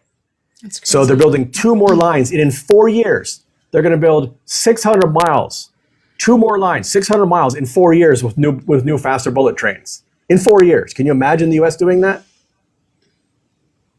No. Yeah, somebody said Amtrak away cargo train. No, here they kicked the cargo train. They kicked the cargo trains off the main line, and some of the cargo companies are complaining now because it takes longer to get the cargo here. But right now, Russia understands passengers are priority, and the trains here are on time. They leave on time. They arrive on time. They have to, because they have a certain schedule in that station. They need to get into the station and out because we have so many trains. In fact, part of the reason our trains take 4 hours is they can't go faster, because if they get to Moscow too soon, there's no place to pull the train into. And we run them to multiple stations now. So even in St. Petersburg, the trains will land at 2 or 3 different train stations every day. And same thing in Moscow. You can land at 2 or 3 different train stations because there's not enough platforms. Yeah, Russia, and again, not everything's perfect, but at level 4, politics. What about Ushanka's there? You recommend a website to buy authentic? In the US, I don't know. Here, you can walk and get them pretty much anywhere. I mean, Ushankas are so common here. But in the US, I wouldn't know. It's the traditional Russian furry hat. Oh, yeah. Yeah, nice. Yeah. How much is the average train ticket here? Well, I went to Moscow last weekend. If I take the slow train, I can get a train ticket for like $10, but I don't want to spend 12 hours in a seat. So I take the bullet train, which is it's high speed. There's internet, there's Wi-Fi adapters, there's meals. You can buy drinks on board. And my ticket round trip to there and back was $75. And my daughter's was $50 because she gets a child rate. Until she's 22, she gets a discounted child rate, young adult rate. So for it was 12,000 rubles, so it was like $130. We had 2 round trip tickets on the high speed bullet train, 4 hours each way. It's a good deal. Yep. It's a really good deal. So, and they're they're nice trains. They're fast. They're comfortable. They're smooth. They're not clickety clack. I mean, they're really smooth. I've ridden a lot of Swiss trains. I mean, it's just as good as the Swiss trains. The current ones are built by a German by Siemens, but the new one's going to be built by a Russian company because of the embargo. By 2028, 2 new tracks, and we'll have new trains. That's awesome. As well. Yeah, and they're building a high-speed network not only from there, but from Moscow to Kazan and a couple other Russian cities too. So it's not just between the 2 major cities, and it's really amazing. I mean, sometimes I can fly back and forth if the trains are full. I've flown, but I hate flying because you have to get to the airport, ahead of time and check in, and then the problem is that the St. Petersburg airport is south of the city, and the Moscow airport is pretty far outside the city. So by the time I get there, I got to take a train. It's 45 minutes by the train from the airport. But I mean, I've flown to Moscow round trip for $40. That's crazy. That's including taxes. The airports are brand new. They're brand spanking new. Do I spend the rest of my life in Russia? Well, I mean, I used to live here. So, I mean, this is my home. But I'd like to winter in the Caribbean. So I need to get free at some point. I want to visit family in the U.S. and I'd like to winter in the Caribbean and spend summers in Russia. But I'm not trapped here by any means. So $40. Yeah, it was about $40. I've seen tickets even cheaper than that. But yeah, about $40. You can fly round trip to Moscow pretty easily. That's including all taxes, everything. And that's including checked bags. They don't charge you for checked bags. They don't charge you for reserved seats. They don't charge you to go to the toilet. I mean, that's everything. Everything. And I can check a bag really too. Good deal. Yeah. Mm-hmm. It's always extra here. Yeah, we booked some tickets for somebody to come visit us from the Caribbean. And on BA is like $70 to choose a seat. I'm like, you kidding me? And it was another $80 to pay for a checked bag. It didn't even include a checked bag. And I'm like, it's nuts. these are transatlantic flights. And it's another $70 for the first bag. Yeah. And the first bag has a smaller baggage limit than the second airline they're on. So it's like they can't even carry a full bag because then they charge for the seats. And I'm like, where's the option to go to the bathroom? Do I have to name if I'm planning on going number 1 or number 2? Is the ticket more to go number 2 in the toilet? You got to pay $5 each time. Yeah, it's a lot. No, I mean, the planes here, they're fine. I mean, they're Boeing and Airbus planes. So I used to fly in the old Russian planes when I was here 20 years ago. Those weren't quite as good. But you're living in Ireland? Come visit Russia. Come visit, see how it is. I mean, especially if you got Western income, you can do really well here. And if you're a native English speakers can make $2,000 or $3,000 a month here. And $2,000 or $3,000 a month here, you can live like a prince. I mean, you can get a 1-bedroom apartment here for $200. Add in your electricity and heating, you're up to $230. You want a 3-bedroom apartment? $300. I have a friend that has a 2-bedroom apartment on the very central street in town. I mean, he lives basically, imagine living at like, I don't know what the equivalent, imagine living like Central Park Row in New York City, having a 2-bedroom apartment with a balcony that he can oversee Central Park, and he pays $400 a month. Be like $15,000, honestly. Yeah, Boeing isn't doing that good. People are joking like, oh, it must be dangerous to fly Russian planes. I'm like, have you heard of any doors popping off over here? Because I haven't. There aren't wheels falling off. There aren't doors popping out. We're not having crash of the week over here. Like some other country. Another whistleblower just passed away too under suspicious circumstances. Yeah, that does not look good. Can you own property if you're not Russian? You can in Moscow and St. Petersburg. Outside of Moscow and St. Petersburg, you can, but you have to apply for permission. But yeah, I posted that second whistleblower, and I'm just saying, listen, I'm not saying it. I'm not saying it's foul play, but I'm just saying this looks like an awful strange coincidence because he was about to testify, and people are like, yeah, but political prisoners go to jail over there. I'm like, well, at least we don't work for Boeing in Russia. Tell me which is more dangerous, criticizing Putin or working for Boeing? ESPN and American channels. Yeah, probably by VPN. I don't need them. But I mean, VPNs are not illegal here, despite what people say. So I don't, you can get the streaming services here. We have Netflix. Yeah, I was going to say, I can see where people are listening to my podcast, and I have a handful of people that subscribe and listen in Russia with no problem. Yep. YouTube is not blocked here at all. So YouTube's wide open. If you want to reach a Russian audience, YouTube. But Instagram, for example, Instagram is blocked, but it's not banned. And just to give you an idea, there's 140 million people in Russia. Instagram has over 20 million monthly users in Russia. Oh, wow. Despite it being blocked. And every business you go to here on their door or whatever will have an Instagram ID on the door. It'll be like, here's our phone number, here's our VK, which is like Russian Facebook, and Instagram. Everybody has Instagram here. It's hey, Mac. So the authority won't work with them. Yeah, I was going to ask you. Yeah, Netflix with a VPN. I didn't, but he can't cause the authority won't work. I didn't catch your full question. I'm scrolling back. Did I miss something? Well, I'm trying to pay attention to the comments, but I just see, but he can't because the authority won't work with him. I don't know what that's about, but. Maybe he means the FBI. So, yeah, it could be. Yeah, we've tried. I mean, you've seen the offers we've made. Yeah. Turn myself into an embassy that does not exist. Yeah, and you would just go to jail, and that's it. Yeah. And at this point, you'd never get out. Yep. I could have, at this point, I don't know if I do or not, but you saw I got a letter from the NSA. I could have a FISA warrant that I would never know about. I mean, why is the FBI being so sus that they won't even tell accredited journalists if I'm wanted or not anymore? It used to be, he's wanted, we have no comment. I mean, it's gone from, he's an evil, horrible person, we hate him, we can't shut up. Any paper wants to talk to us, call us. And then it turned out to be like, yeah, he's wanted, but we can't comment. And now it's like, we can't even confirm if he's still wanted or not. How did that happen? I mean, who does not think that's suspicious? Yeah, I mean, I know that you even reached out and said, hey, I'll come to the United States. I just need medical care, and he was straight up like, no, you can die there. We're good. Mm-hmm. So you don't really have much of an option at all. Nope. You're supposed to be innocent until proven guilty, but that doesn't actually exist. So. Hey, Mac. Yeah. Okay. Mac just figured out who we're talking to.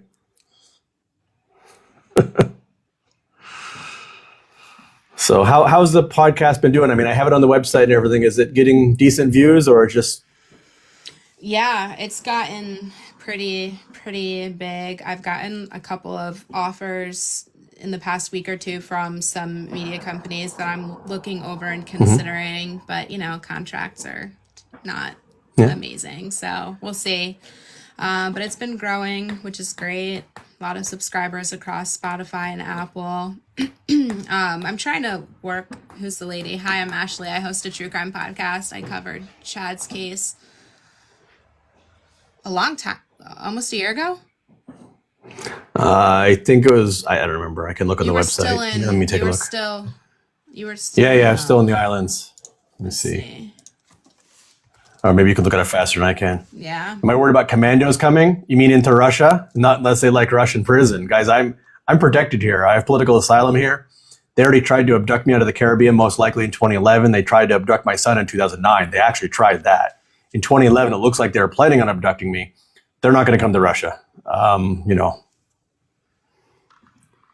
So I'm looking, see. April, my first, I did 3 parts. So April 25th, May 2nd, and May 8th. So over a year, which is crazy. Time flies. Yeah. Yep, 1 year ago. So on YouTube, I have a link to YouTube. So I hope you're getting lots of views. The one that the Australian guy did has over 1 million views by now. He built a whole podcast around me, the Wanted podcast. He basically contacted me. He said, I want to build a whole podcast around you. He did 4 episodes. And when he first talked to me, I'm like, I know some other fugitives if you want to do some more. He's like, you do? And so I hooked him up with more fugitives. That's awesome. And he's had over 1 million listens to that podcast now. Good for him. It's actually F***K, that, like that sign back there. Mm-hmm. So yeah, there's a think about doing a takedown of a takedown. When you watch that video, I'll send you. I'll fully support you. You could really get some monstrous amount of views. If he's got 4 million, you could get way more. Yeah, I'm gonna watch it. I'm curious what he has to say. That's my least favorite part about true crime is when people exploit people's cases for views and don't tell the truth. Well, if you watch the link I sent you, it shows his entire video. So you don't have to watch his video separate because his video is like 43 minutes. The one I sent you is 2 hours and 10 minutes. It's me watching the video, pausing, explaining things, pausing. So you get to see his whole video while you're watching my Yeah, I see it. The drinking minion juice and screaming at the screen. Yeah. So, and there are some things that I got most of the stuff into that one, but even after I went later, I found some more things. Like when I was watching that was the first time, the second I watched it, I didn't notice yet that he had manipulated audio and video till later. So after you watch that, I have a few more items that I did not talk about while drinking minion juice. Like when he took phrases where he stitched like pieces of 4 sentences together to make people say things that they never actually said. And he did that in multiple areas, and I can prove it. Because if you go through his video frame by frame, you'll see somebody be talking and be like, la, la, la, and their head just jerks. And you don't notice if you're watching the video. But if you go through it frame by frame, you can see it. Oh, I'll be able to tell when people are cutting audio and video. I'll be able to tell like that. That's and people are like, they're just cutting out silences. And they're not. Because I contacted some of the people and they're like, I never said that. I contacted like, I did not say that. I did not say that. I did not say that. I don't know why people... I tried to get YouTube to take it down, and YouTube is just like, oh my gosh, YouTube is so inconsistent. I mean, like, he's modified stuff, and they're like, well, Typically, from what I've learned, is that unless you file a defamation suit, they won't touch it. It has to be like a copyright issue, and then they'll step in. But unless you have a defamation suit against somebody, they won't take a video down, which I think is, I don't know, it's controversial. Free speech, but also defamation and false information. So they told me, according to the guidelines, if he used my full name or personal identifiable information, it'd be enough to take it down. And he showed my full name as well as other stuff, and they still won't touch it. It's in their own guidelines. That was the first thing you said to me. And so I made sure that I didn't use any names that you didn't want. I'm sorry that happened to you.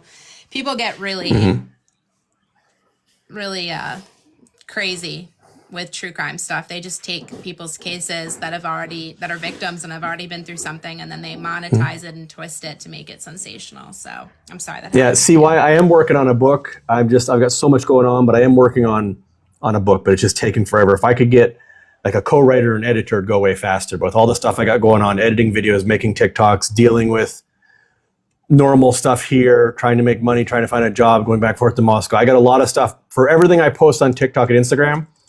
There's 15 times as much stuff going on behind the scenes here. And at some point, it's going to come to the front.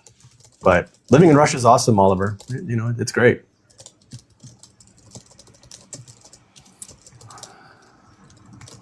Why do they want me? Check my... I don't know if I can explain that shortly. You want to take that one? Yeah. To sum it up, Chad was married to a horsewoman who had some emotional regulation issues, to say it nicely. They had a child in Tennessee. They lived in Tennessee. They separated. They established a custodial agreement in Tennessee. They had an agreement. He worked for Microsoft. He had actually a really insane job with Microsoft, which required him to travel to several countries. Turkey. Oh God, I just remembered the whole Turkey debacle. I'm going to get sidetracked. Russia, one of them. She ended up not sending the son over in the summer, stopped contacting Chad. And I've read all of these documents. I was going to say horsewoman. I can't. It's my favorite part of the whole story. And I've read all of these court documents. By the way, there's hundreds and hundreds of documents over the years. She ended up taking their son, fleeing to Pennsylvania, and lying about that being his place of residence. She and place of birth. Place of birth. And that wasn't true. She, if I'm not mistaken, had relatives that lived in Pennsylvania at one point, right? Okay. And so this judge established erroneously, because I went through and looked up the guidelines on what needs to happen to file an emergency execution of custody, and they granted it. And so the judge that granted the initial custody agreement in Tennessee and the judge in Pennsylvania were fighting. Yeah, so they were wrong, Oliver. So Pennsylvania actually ended up dropping their case against Chad, but I think because it's the FBI and a United States assistant attorney, they are so in deep at this point that they literally cannot admit that they were wrong. So they're just going to hang on to this until... unfortunately. But yeah, Pennsylvania ended up dropping the case and saying that they had nothing, there was no case. But the case, which was the case that established the FBI's case, but the FBI still won't let it go because it's the FBI, and the FBI is going to FBI, unfortunately. But yeah, I read all the documents. If they were to admit it, they're going to have to reopen every case these two doofuses touch. It's going to cost them hundreds of millions of dollars. And the litigation that it would expose them to is massive, so they can't. It's the FBI. The government is not ever going to admit fault in anything like this, ever. But Chad's telling the truth. There's hundreds of pages of court documents that I read through. It's not BS. There was a custody agreement in place, and this went on for years. At one point, the Pennsylvania judge sided with Chad and was like, no, you have to send... more than one time over. Yeah. And she didn't. She kidnapped him and kept him and didn't contact Chad, and nothing happened. More than once. It's bad. So somebody asked if I have contact. He's almost 28 and he lives in our house back in the Caribbean. So yeah, we still have contact with him. Yeah, the National Center for Missing and Exploited Children, who I used to follow before your case, and then I unfollowed them everywhere after this, listed him as missing, and they knew that he wasn't, and they also knew that he was an adult. He himself, Chad's son, contacted them and said, I'm an adult, I'm not kidnapped, I'm living here, my dad had custody of me, and none of that was enough. It's actually really messed up what happened to him. And what got him taken down? TikTok. Going viral. They said, and we have the actual emails from their main legal counsel, said they will not take him off the website, even though he's asked them, even though he's 25 or 26 at the time, without a court order. But then a viral TikTok, and poof, he was gone within 48 hours or something. And they blocked me.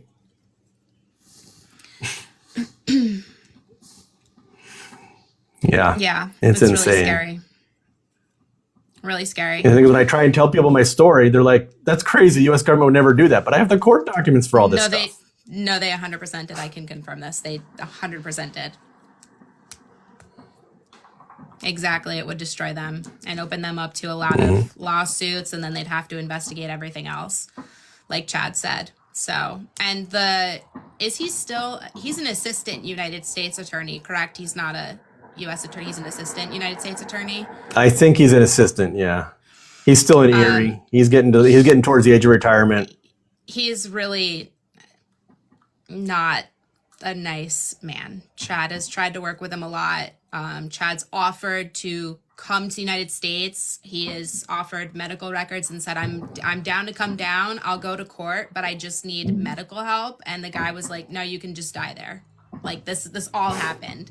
There were times when the Pennsylvania judge would schedule some kind of hearing, and Chad would say, I can attend virtually, but I'm in another country working. I can't. And they would just intentionally set him up in situations that they knew that he could not abide by because he was traveling for work or doing whatever. And so, yeah, he spent a lot of money and a lot of time fighting this, and it did a lot of damage to him and his family. Like, it ruined his life for a certain period of time for years. It's all true.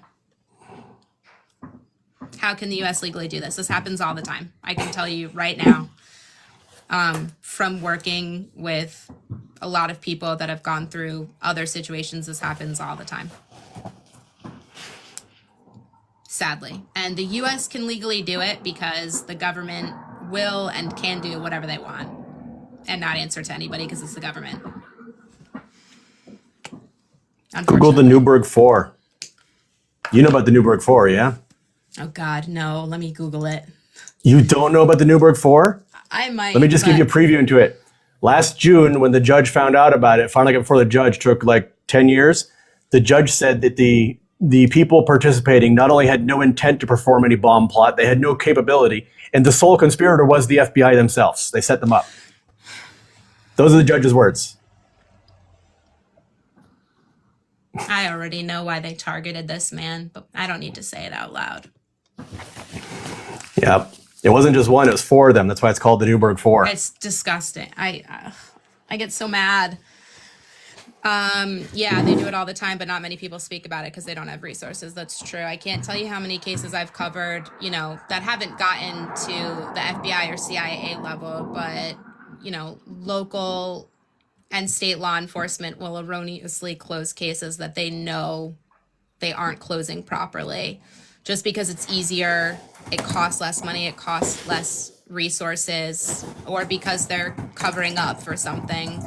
I covered a case where a person was unalived and it was ruled as something completely different because the boyfriend's father was best friends with the sheriff in the county. So this happens all the time, sadly.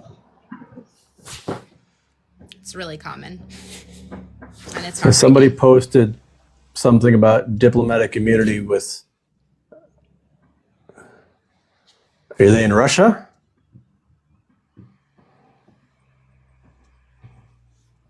Well, I only see the one comment there, so.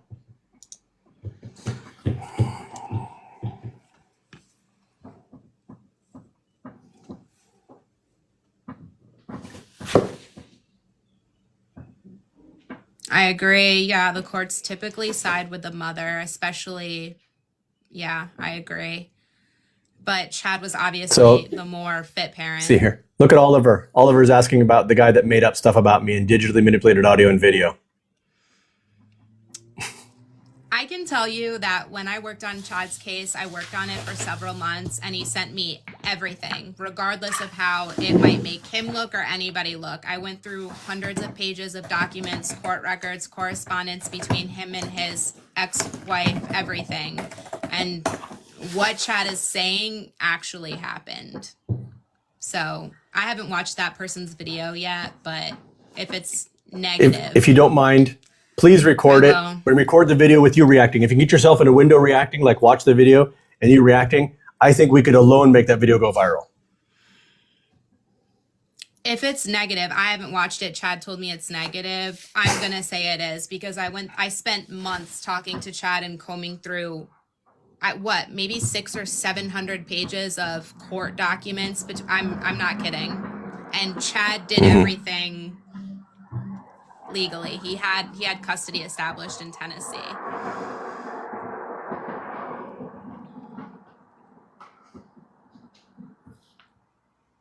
And the National Center for Missing and Exploited Children is not an organization that actually cares about missing and exploited children. It's a cash grab. Mm-hmm. Big time. I like organizations more like the Charlie Project, which doesn't just focus on children but missing people. That's a good organization. But NCMEC is kind of not reliable. CPS is awful.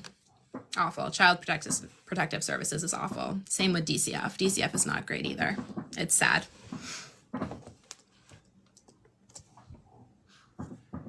I'm excited to watch this documentary now, but I already know I'm going to get really mad. I'm going to get fired Please up. record your reactions. Please. You'll make me so happy. Even if you don't want me to publish it, please just watch it so people can see it. What I want to do is have the video and have you like in a window. You know what I'm talking about? So yeah. I would love to see your reactions, and I bet if we publish it, it's going to go viral. You can swear all you want. I will go through and beep out every swear word. I have, professional DaVinci. I can do it very easily. I would love to see a reaction to this. It would make my week. I'm going to have to pull up all of my notes on your case, so that way when I'm watching it and going through, I can yell about why it's not accurate.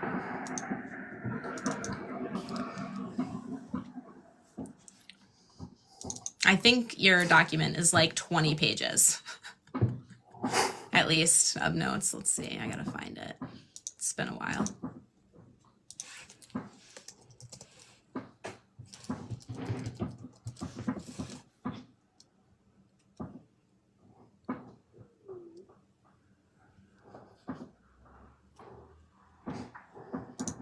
You could do a react video to my FBI call too, but I'd prefer you do the YouTube one first. But I'd love to see, even if we don't play it would be so funny. Oh my God, I still have all of the, here we go. Oh my God. So to put it into perspective, I'm going through all of the folders. I have folders from 2004, 2005, 6, 7, 8, 9, 10, 11, 12, 15, 16, 17, 2020, 2021, 2022, and then a separate folder for federal court documents. So there's a lot that I went through with this. Like a lot. Let's see.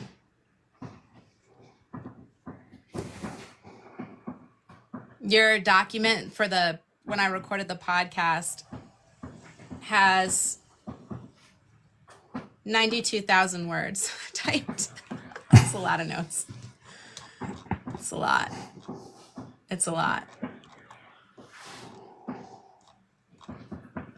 Yeah, I'll go through it. DaVinci has basically built in some of the stuff that like Descript has now, which is pretty cool. I'm so happy with DaVinci. I know you're on Adobe, but I can't say enough about DaVinci. Have I ever been targeted for helping Chad? No. He was very forthcoming and warned me that might be a thing several times and asked me if I really wanted to cover it. And I was like, yeah, it'll be fine. But no, nothing's ever happened to me. Nothing weird. I mean, who knows? They've never targeted any podcasters. They go after media. Maybe the FBI has a file on me. Who knows? But no, I haven't had anything. I've got. Did you see my business cards? No. Oops. Oh, what is going on here? Oh, that's cool. I like it. And then in the back, it has more. So I'm getting some new ones. I'm going to have them in English and Russian. I hand these out. He would So immediately, that flight would be, the flight log, they have flight logs. They know who's coming. He would immediately be apprehended the second that the plane touched down, and nobody would ever hear from him again. That's my opinion. That's my opinion. that I don't have a U.S. passport, so I can't get on a plane anyways. They have found him. He's been in jail in Bulgaria because of this. He had an Interpol red notice issued on him. 3 extradition attempts from multiple countries. Well, yeah, they found Osama and they removed him from this planet. They can't just do that with, well, I mean, I guess they could if they really wanted to, but why would they spend the resources on somebody that's not a terroristic target? It just wouldn't make sense. That's true. They do. They definitely have all of our phone calls, text messages, everything.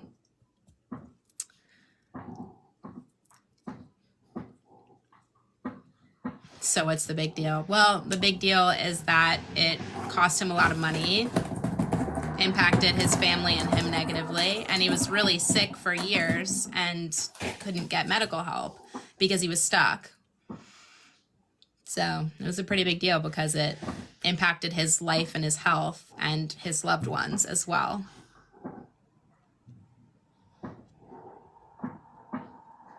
I mean, you had a job with Microsoft. You had to. I was a uproot, Microsoft regional change your- director. Yeah. If you Google him and Microsoft, you'll find him on an archived Microsoft page. So it completely uprooted his life. It impacted his kid.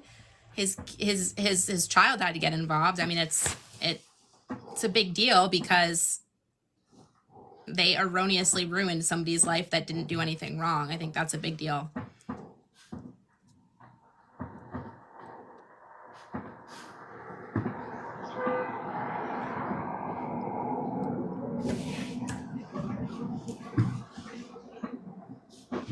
Hope they don't see my Telegram. Yeah, same.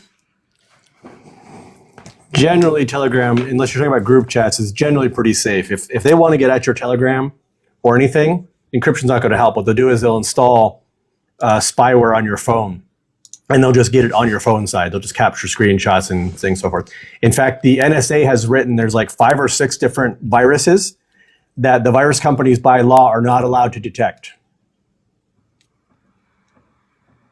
I don't like it. I love the Patriot Act. It's so fun. So fun. I feel so safe with it. I definitely feel so much safer. And people tell me how unfree we are in Russia here, and I'm like, Patriot Act, dude.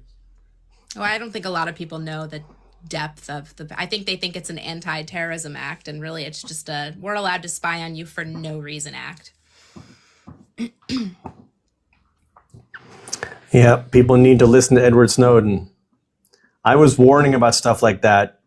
Actually, I told you this before. The reason I got out in 2001, I wanted to get out in the 90s, but of course, I was married. So when I got unmarried, I left right away. But I saw these things coming that Edward Snowden revealed. I just didn't think they would come that fast. But once I learned about Carnivore and Five Eyes, I mean, I saw it coming, but I didn't think it was coming as fast. So even for me, when Edward Snowden revealed what he revealed, it was well beyond what I thought was already at that time, but I knew it was headed that way. But it shocked me at the scope they had by that time.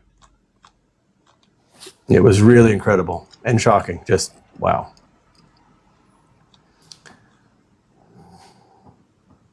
I mean, not even Russia watches people that much. Yeah, I don't know. I mean, if they want to pay somebody to listen to my boring phone calls, by all means, knock yourself out.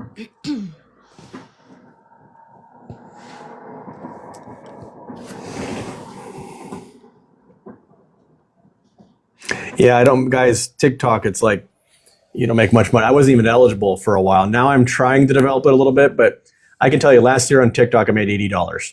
Okay. And I have over 100 million views by now. So for 100 million views, I made $80. That's so bad.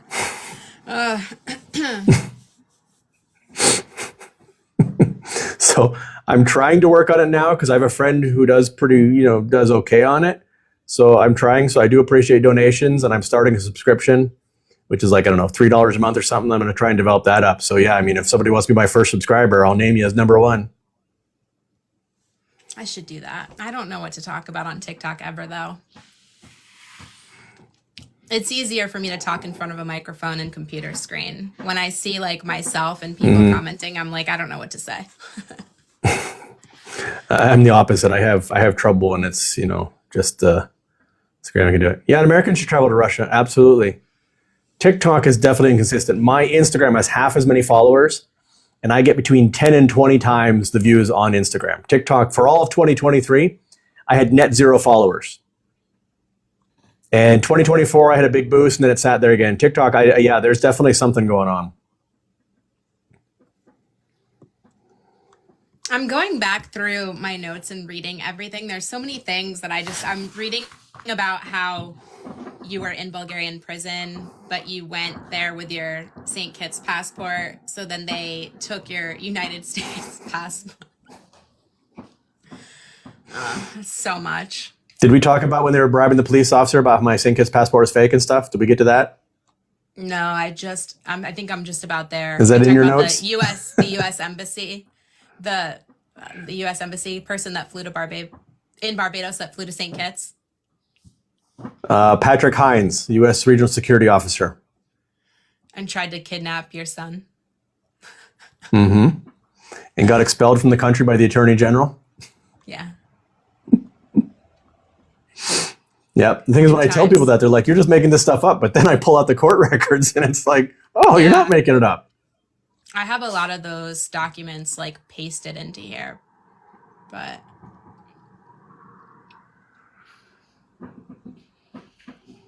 I don't know how to get people to believe it. I know that when people first come across my account, it often takes them weeks to realize that I'm telling the truth. So yeah, he was in St. Kitts for a while, but he had a lot of health issues and he was stuck and he couldn't get the help that he needed there. So he ended up getting that help in Cuba and then transitioned to Russia. Yeah, when I got on that flight to Russia, even when I landed in Cuba, I was like, okay, that's it. Just got to get through the border.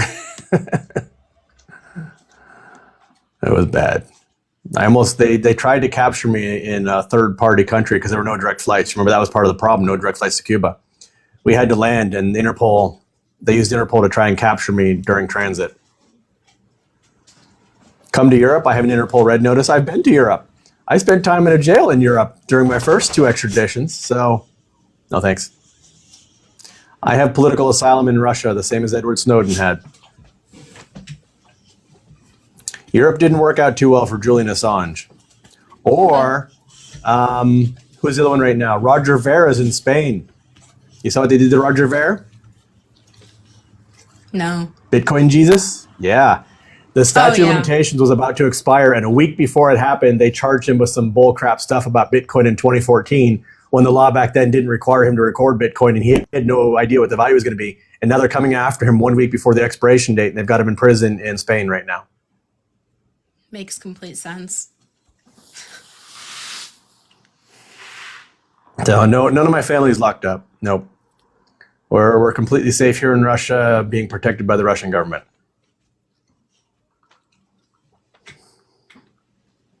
And yeah, I know how bonkers all this sounds, but you can check the podcasts in my link tree. There's even more podcasts on my website, including Ashley's here. So go check it out. It happened. I tell her, if you want a legal analysis, go to her. She's got the best legal analysis.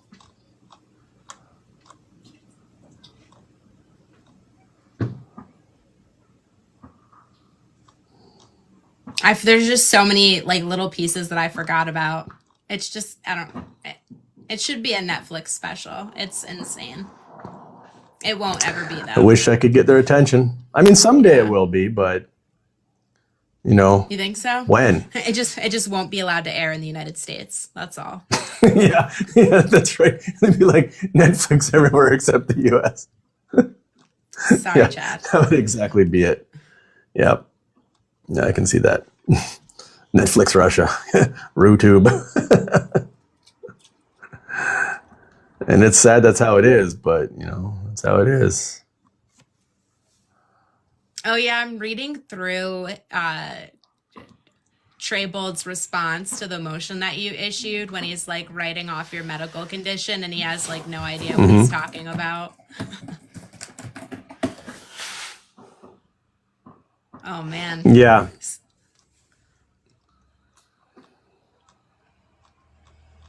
Yeah, I'd be pissed if I were you. I'm so far beyond that stage that pissed was years ago. I don't know how to decide. I know it doesn't make sense for a lot of people, but you can't stay pissed forever. You have to move beyond that. That's fair. You know, I'm more of in the out for justice phase. Yeah, hopefully one day.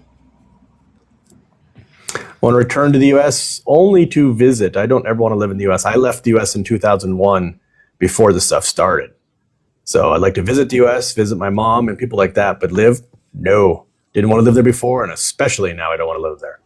I'm never going to trust that they're not going to come after me again after what they've done to me. So I will be obtaining Russian citizenship. I've already been approved for basically instant citizenship. I'm still on political asylum right now, but I will have my Russian passport as soon as I want it. And that way, when I do get free, if they try and mess with me again, I can just jump on a plane to Russia and not have to worry about getting asylum again or anything. I'll just jump on and I'll be here. And Russia does not extradite its own citizens, ever. They can put them in jail on request of another country. So it's not like you can kill somebody and move here. Russia would put you in jail. They'd just charge you here. But they're not going to, when it comes to the U.S., just like St. Kitts told the U.S., piss off. You can come to us for other people. They have extra other people, but regarding me, they told them we're not listening to you regarding him anymore. Because they knew it was ridiculous. Yeah. No, my family cannot leave the U.S. because, well, some of them have visited me, but the problem is my mom is elderly and in a hospital bed and really quite sick, so she can't even leave the house. So there's no way she can get on a plane and come to Russia.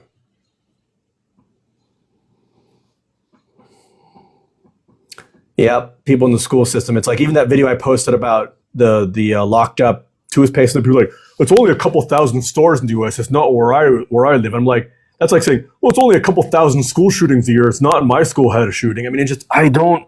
Ugh. Have you seen my dancing videos in the grocery store yet? No. You should go through my TikTok, like the last 50 videos when you can. Why is it because people think the grocery stores in Russia are fake? Yeah, they're like, well, you don't have to lock up toothpaste because they'll send you to the gulag. Let me send you one. Let me find. Okay, this one's. Let's see. I'll send you one. There's a bunch of them here, but this is one of my favorites right here. Watch this one. I'll get your reaction if you watch this while we're on TikTok. It's only like 15 seconds. Cold climate. I used to live in St. Kitts, so yeah, I'm wanted by the FBI. Shade. So I'm wanted by the FBI. I've been through 3 extradition attempts, and now I have political asylum in Russia.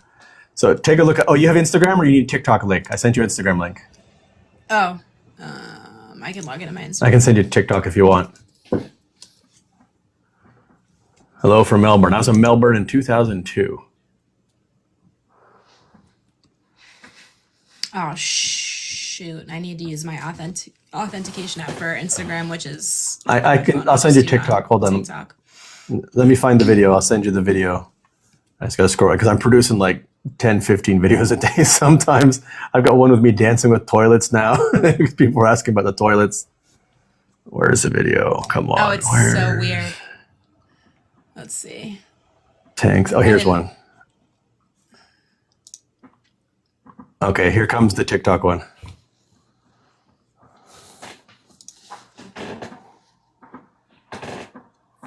Yeah, everybody in the U.S. I made a talk about toilet seats today, and everybody got mad at me. They said Russian toilet seats look too small, and I said they're not for American-sized behinds, and people got mad at me. Whoa, whoa, whoa. We are not all overweight here. I didn't say everybody was. I'm just saying the reason our toilet seats are smaller because, other countries, I can go to Iran, North Korea, Cuba, maybe Belarus. Did the TikTok video load for you? Let's see. No, I can't get my messages are being weird right now. I just wanted to acknowledge that we're not all fat. Okay. No, I know, but you have to admit, I mean, I just like film somebody. If I were to film a crowd in a mall, Oh no, I and was I'm all responding here. to somebody's comment. Oh, okay. Somebody said everybody I know who came to the US became fat. I was like, hey now. I don't know why I can't. So it's funny because I can see that I have a message, but it's not loading your message. It's sent.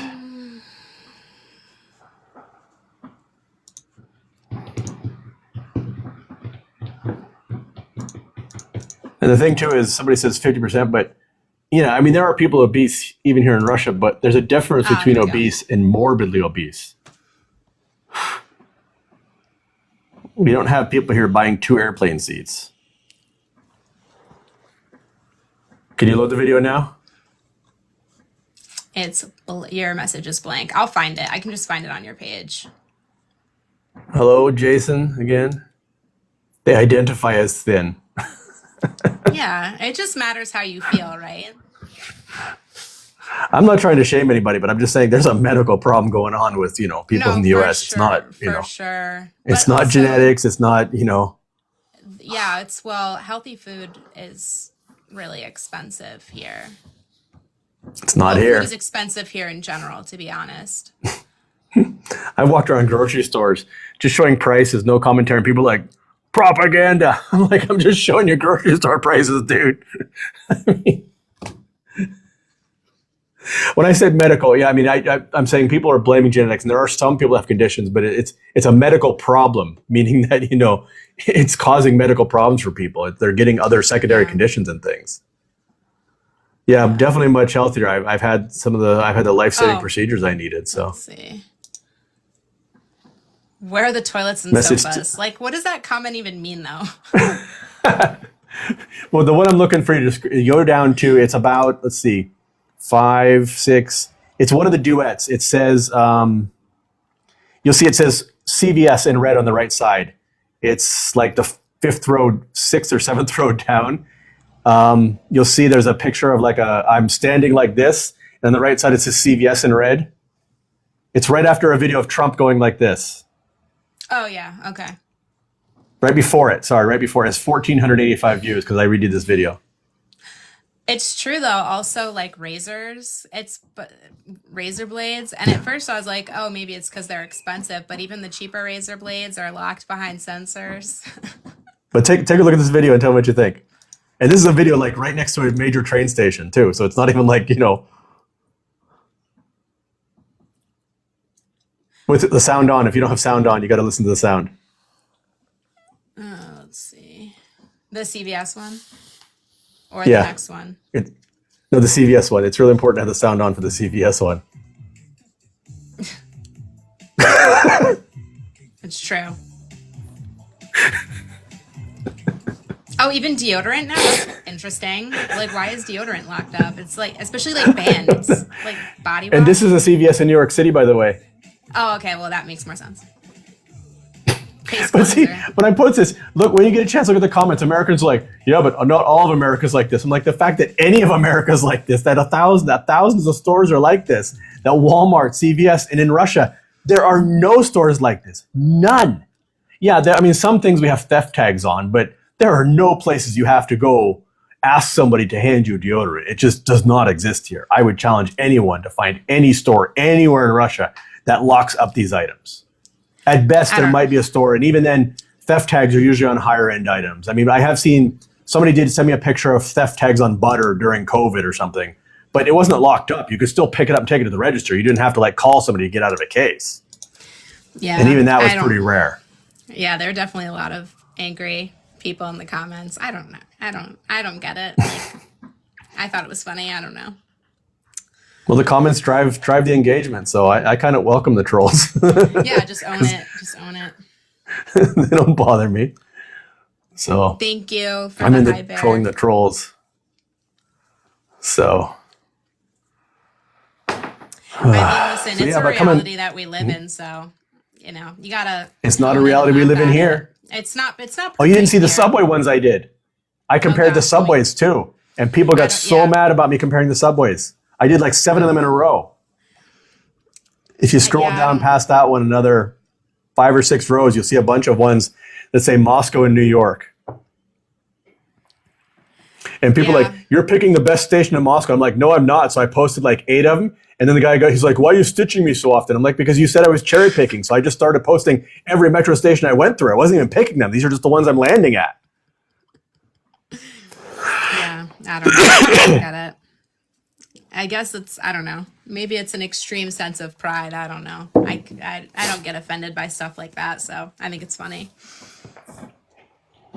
Appreciate the shares there, girl dad. So it's about back to coming to Russia. You should seriously come to Russia. Summer's coming. You'd love it. You got a place to stay here. Yeah, I'd like to see some Russian ballet. Yeah. And you don't have to worry about me. It's because it's, my wife's here, my kids are here. So, I mean, you're not going to be like sharing a house with just, some single guy. My wife and kids are here too. So Yeah, you don't worry about that. I know. No worries. How do I have? But yeah, we got an extra room, so you could book a flight and not to have to worry about it because it's so cheap here. I mean, we can go out and get full meals for $5. I'm talking salad, soup, meat, tea, $5. That's crazy. Yeah, I feel like you go out for lunch here, it's like $100 easy now. For see some of my lunch videos. No, you'll get top-notch food here. I know a place we can go drink some minion juice for 95 cents, half a liter for 95 cents. What? And we can get a steak and soup and salad for under $6. That's a great deal. I know a place we can go get filet steak. We can get a whole steak, like it's like half a pound of steak, like the best prime steak there is. And it'll cost like $7 if we go during lunch. That's a really good deal. It's a good deal. I'm jealous. Yeah, times are tough here. Wages aren't going up. Cost of living is going up exponentially. Mm-hmm. Good times. Well, don't forget to send me McDonald's receipt. I would love to do a video about that. Yeah. You send me. You just get your meal. Like go in. Hey, here's my meal. Here's the video. You can even make it on TikTok, and I'll do it later if you want, or you can send it to me, and I can, or both. I can edit it, and I'll walk to McDonald's order it and say $3. I would suspect that a lot of American companies would probably frown on that. To be honest, what do you think, Chad? Are you able to have an American frowning on which? American companies, it depends. I guess it would depend on the company. I think probably a lot of corporations would, yeah, because it's a sanctioned country. I guess it would depend, but I think a lot of countries would. There's no reason they can't, I guess, but I think it would be difficult. Yeah. Yeah. But you can live like a prince teaching. If you're a native English speaker here and get your teaching certificate in like 2 or 3 weeks, if you're a native English speaker. Because if you grew up, they don't really have to you don't have to test through the A levels, A, B, C, and so forth because you're a native speaker. And you don't need to know any Russian because you're not going to be teaching beginners because Russians learn English in school for 2 or 3 years anyways. Really? And so the people that want to have native English speakers teach them, they've already studied English anyways. What they want to do is perfect their English. So you don't have to know any Russian. And you can teach English here, and I have plenty of friends who do that. And you can make $2,000 or $3,000 a month, and $2,000 or $3,000 a month here is like 15 or 16 in the U.S. easy. That's really cool. Yeah. I mean, I know whole families, Russian families. I know families here. It's like 2 parents and 2 kids, and they live on $1,000 a month, and they live decent. They're not in poverty at all. I mean, they're living decently. We're in poverty here. They're not. I wouldn't say tight. Yeah. No, I mean, I'm living on a little. Well, I'm probably. I'll be honest. I mean, we're probably living on around $1,500 a month right now, but we live decently. Yeah, I have a master's degree and I work in healthcare, and my pay is embarrassing. Thankfully I bring in a little bit with the podcast on the side, but I don't really know many people my age that don't have at least 2 jobs and they're still having a hard time making ends meet. And people get 28 paid days off here. See, I get that at the hospital I work for, but so apparently this is common in the United States. I personally, every place I've ever worked for, this hasn't existed for me. So they're like, you get, I don't know if it's 26 or 28 days off, and you get paid holidays. It's in my HR paperwork. But I don't actually get paid holidays. They use a PTO day during a holiday. To me, that's not a paid holiday. You're using my PTO. So I don't really have those days paid because I'm using a PTO day. Whereas other Here places it's 28 I work for, plus holidays. And you work at a healthcare facility and still have deductibles on your health insurance. I work for one of the biggest healthcare organizations in the country, and our insurance goes up every year. They push us to see providers in our health network. And yeah, I have to pay a $500 deductible if I go to the emergency room. If I need any kind of scan, I think it's a $200 copay. It's great. And it takes months to get in anywhere. Months. Before I was covered, because when I first came, I was here on well, I didn't need a visa, but I was here as a tourist. And I needed some things. So an MRI, when I went and paid for it, was $72. That's full fare. That's no insurance or nothing. That's just, I walk in, I need an MRI, $72. Yeah, that's not bad. Yeah, I'm still in Russia, Brandon. CT scan's about $50. That's not bad. Yeah. I can tell you the price of an ambulance ride because we called it a day. An ambulance ride is $40 if you want to pay. But I'm covered, so you know. And if you're a tourist here and you go to the government hospital, they won't, like the emergency room, they won't charge you anything. I've known people here that they got in a car accident and the ambulance picked them up, took them to the hospital, patched them up, and they're leaving like, who do we pay? And they're like, no, there's no charge. That's how it should be. I think the problem here is that just healthcare costs so much, and then don't even get me started on insurance companies here. It's about making dollars. It's such a shame. The problem is Americans can't even understand anything else because the only other system they know about is a little bit about the Canadian one. And the American news brings every Canadian horror story down. And and the Canadian system does have some issues. Generally, if you go to your general practitioner, it's pretty good in Canada. If you need a surgery though, if it's life-saving, you'll get it right away in Canada. But if you have you need, knee surgery and you can't work, you could wait 1 or 2 years for knee surgery. And I have friends in Canada who have had to wait 1 or 2 years and they could not work for 2 years because they couldn't get the surgery because it wasn't. So Canada, but that doesn't happen here. The urgent stuff, but generally if you would not, even Russians look at the Canadian system like, no. It's just, but they look at the Canadian system, they take the worst of it and they think the Russian system must be worse. And it's just not true. Yeah.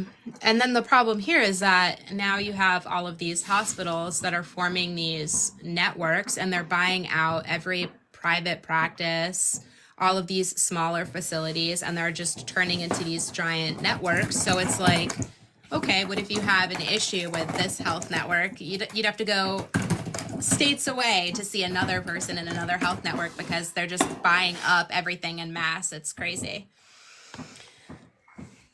We don't really have, we have private hospitals here, we have public hospitals, but the only reason people go to private hospitals generally is like, when I broke my foot, I went to the public hospital. I had to go back and get the bandage changed every day because I had a hematoma, it got infected and everything. And the first day I went back to the public hospital, but I'm assigned to one and it's a long story, but we went to a different public hospital. So they put me in the queue and we had to wait like 90 minutes to get my bandage changed, which wasn't bad. No. But later we went to the private hospital in the future because it was $15, but I was in and out.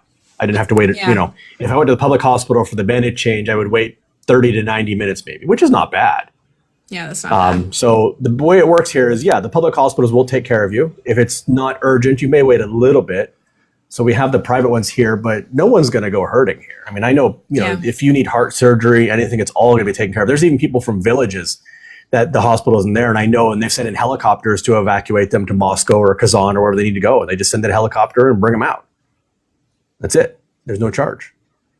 Yeah, that's not bad. And that's how it should be. People shouldn't be in a dire health situation and have to worry about, how am I going to pay for this? How am I going to get in to see somebody? Having life-saving surgery shouldn't put somebody in debt that they can't ever dig their way out of. It's a shame. You try and explain, it's like trying to explain to an American the healthcare system in Russia. They can't comprehend it. Trying to explain the American healthcare system to a Russian, it's the same kind of thing. They're like, what? You have to pay for an ambulance? They don't understand it. It's so foreign to them that you would have to pay for that they just don't get it. Pain meds, opioids are controlled here. We don't have opioids. They're heavily restricted here. But otherwise, yeah, I mean, the doctors will, give you adequate pain.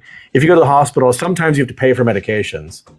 But medications are not expensive here. I mean, they're just so cheap. I mean, I'm on a medication now that I have a friend in Canada that's on it. And she's in Canada, so she's covered. And she said it costs, I don't know how much she's paying, but it's like $800 a month for this medication. And I pay for it here, and I pay $30 a month for it. And I'm paying full. There's no, that's another thing too, is there's no restrictions on cost of pharmaceuticals here. It's terrible. Mm-hmm. So people can't even my insurance, like I said, here the insurance will cover your medical, but generally here you have to pay for your, if you're in the hospital, but if you're out of the hospital, yeah, we generally pay for our medications, but they're generally affordable. Yeah. If it costs me $30, it's costing Canadians $800. And for people who don't have the money, I don't know the exact details, but I know like pensioners, they have assistance to buy medicine if they need it. So I don't know the exact details, but even like as I'm technically a refugee here. There's a certain amount of money I can get every month. It's not much. It's like $100 or something stupid. I don't even claim it. I don't, it's not worth the paperwork to me.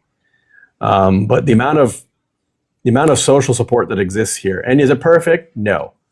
But if I compare it against the US, I mean, there is so much social support. When you have a baby here, they give you a certain amount of money to get started. If you have, I think it's 3 kids, you get an apartment if you don't have one. Oh, wow. You get childcare assistance. Basically, the social policies here are very family oriented, and you get assistance. I mean, it's so many levels for families here. Yeah. It's a shame that, well, hopefully it changes here at some point, but Also, every child here, I don't know the details, but every child here gets, basically, there's a certain amount of money they put in like a savings bond for you. And you get it when you're, 18 or 19 or something, and it matures. So it accumulates, and then you get it when you're 18 or 19 to help you help you cover your schooling costs.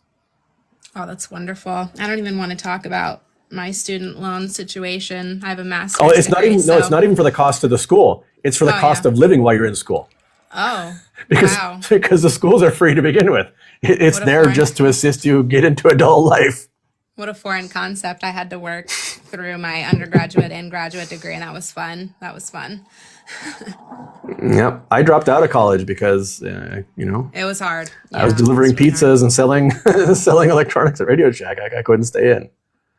What's that? Is that TikTok or somebody sent us something? Whatever it was, it's pretty cool. Thank you for the confetti. I appreciate it. I don't know what it does, but thank you. Okay. Yeah, cool. So whatever it was, pretty cool. Student loan. Yeah, we talked about student loans. I don't know if you were here earlier, but education is free here, but you have to qualify. So basically the way it works here is that if every university only has a certain number of places. So if you qualify, if your grades are good enough, you get in and it's free. If you don't qualify, you can pay. If you don't qualify, you can just go to another university. But if you want to go for a certain thing, like say you want to become a doctor and the doctors don't, your grades weren't good enough, but your grades are good enough to get in, but not good enough to be in the free places, which is most of them. You can pay to go. And for Russians, most of those places, it's around $2,000 a year. Yeah. Okay. So what they'll do is, and the government has a program, you get all the money on a loan, and it's a 10% interest rate one time, not 10% per year, 10% over the total, and you get 15 years to pay it back after you get a job. Oh, that's not bad at all. So we were talking about that before. So if you want to become a doctor and you don't get the free places, it's like $15,000, and then you only have to pay $16,500 back, and you have 15 years to pay it back. So as a doctor, you pay back like $1,000 a year, and that's if you don't get a free place. Yeah, yeah. I try not to think about it. I mean, obviously, I acknowledge it and I pay it, but I try not. Appreciate to that for the confetti too. I guess I got one too. Cool. Yeah, thank you. Yeah, waiting tables and bartending at college. Yeah, I mean we've all been there. I mean I was a waiter. I was a cook. I worked for Orkin killing roaches. I sold stuff at Radio Shack. I sold vacuum cleaners door to door. I sold Stanley Steamer carpet cleaning over the phone.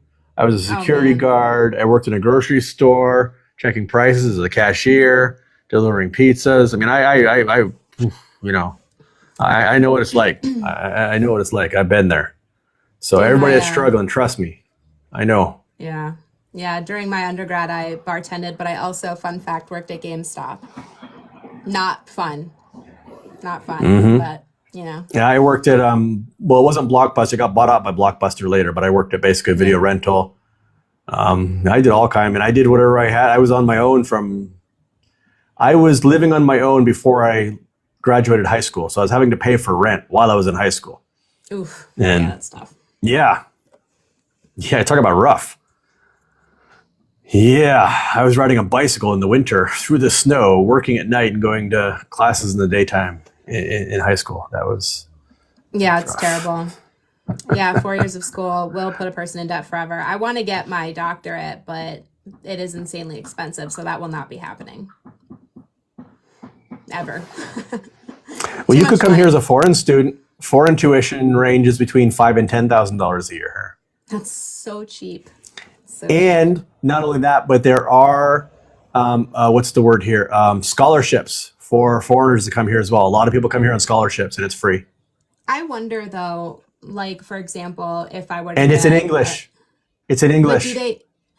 do they, I know sometimes it can be kind of difficult for some people that get a degree in another country for that degree to actually be even acknowledged in the United States, though. I wonder if they would look at a Yeah, degree from it Russia can and be, say, especially the absolutely current not. sanctions. Yeah. Yeah, I mean, it can be difficult if you're going to transfer it back. It's not impossible, Yeah. but certainly with the sanctions, it can be. But if you're planning on working in Yeah. Europe or other places, or you work here for, yeah, that is a legitimate issue, even with doctors. Yeah. But Yeah, I in bet. a lot of industries where the demand is there, they'll just look like, listen, you got a degree, you got a degree. Yeah.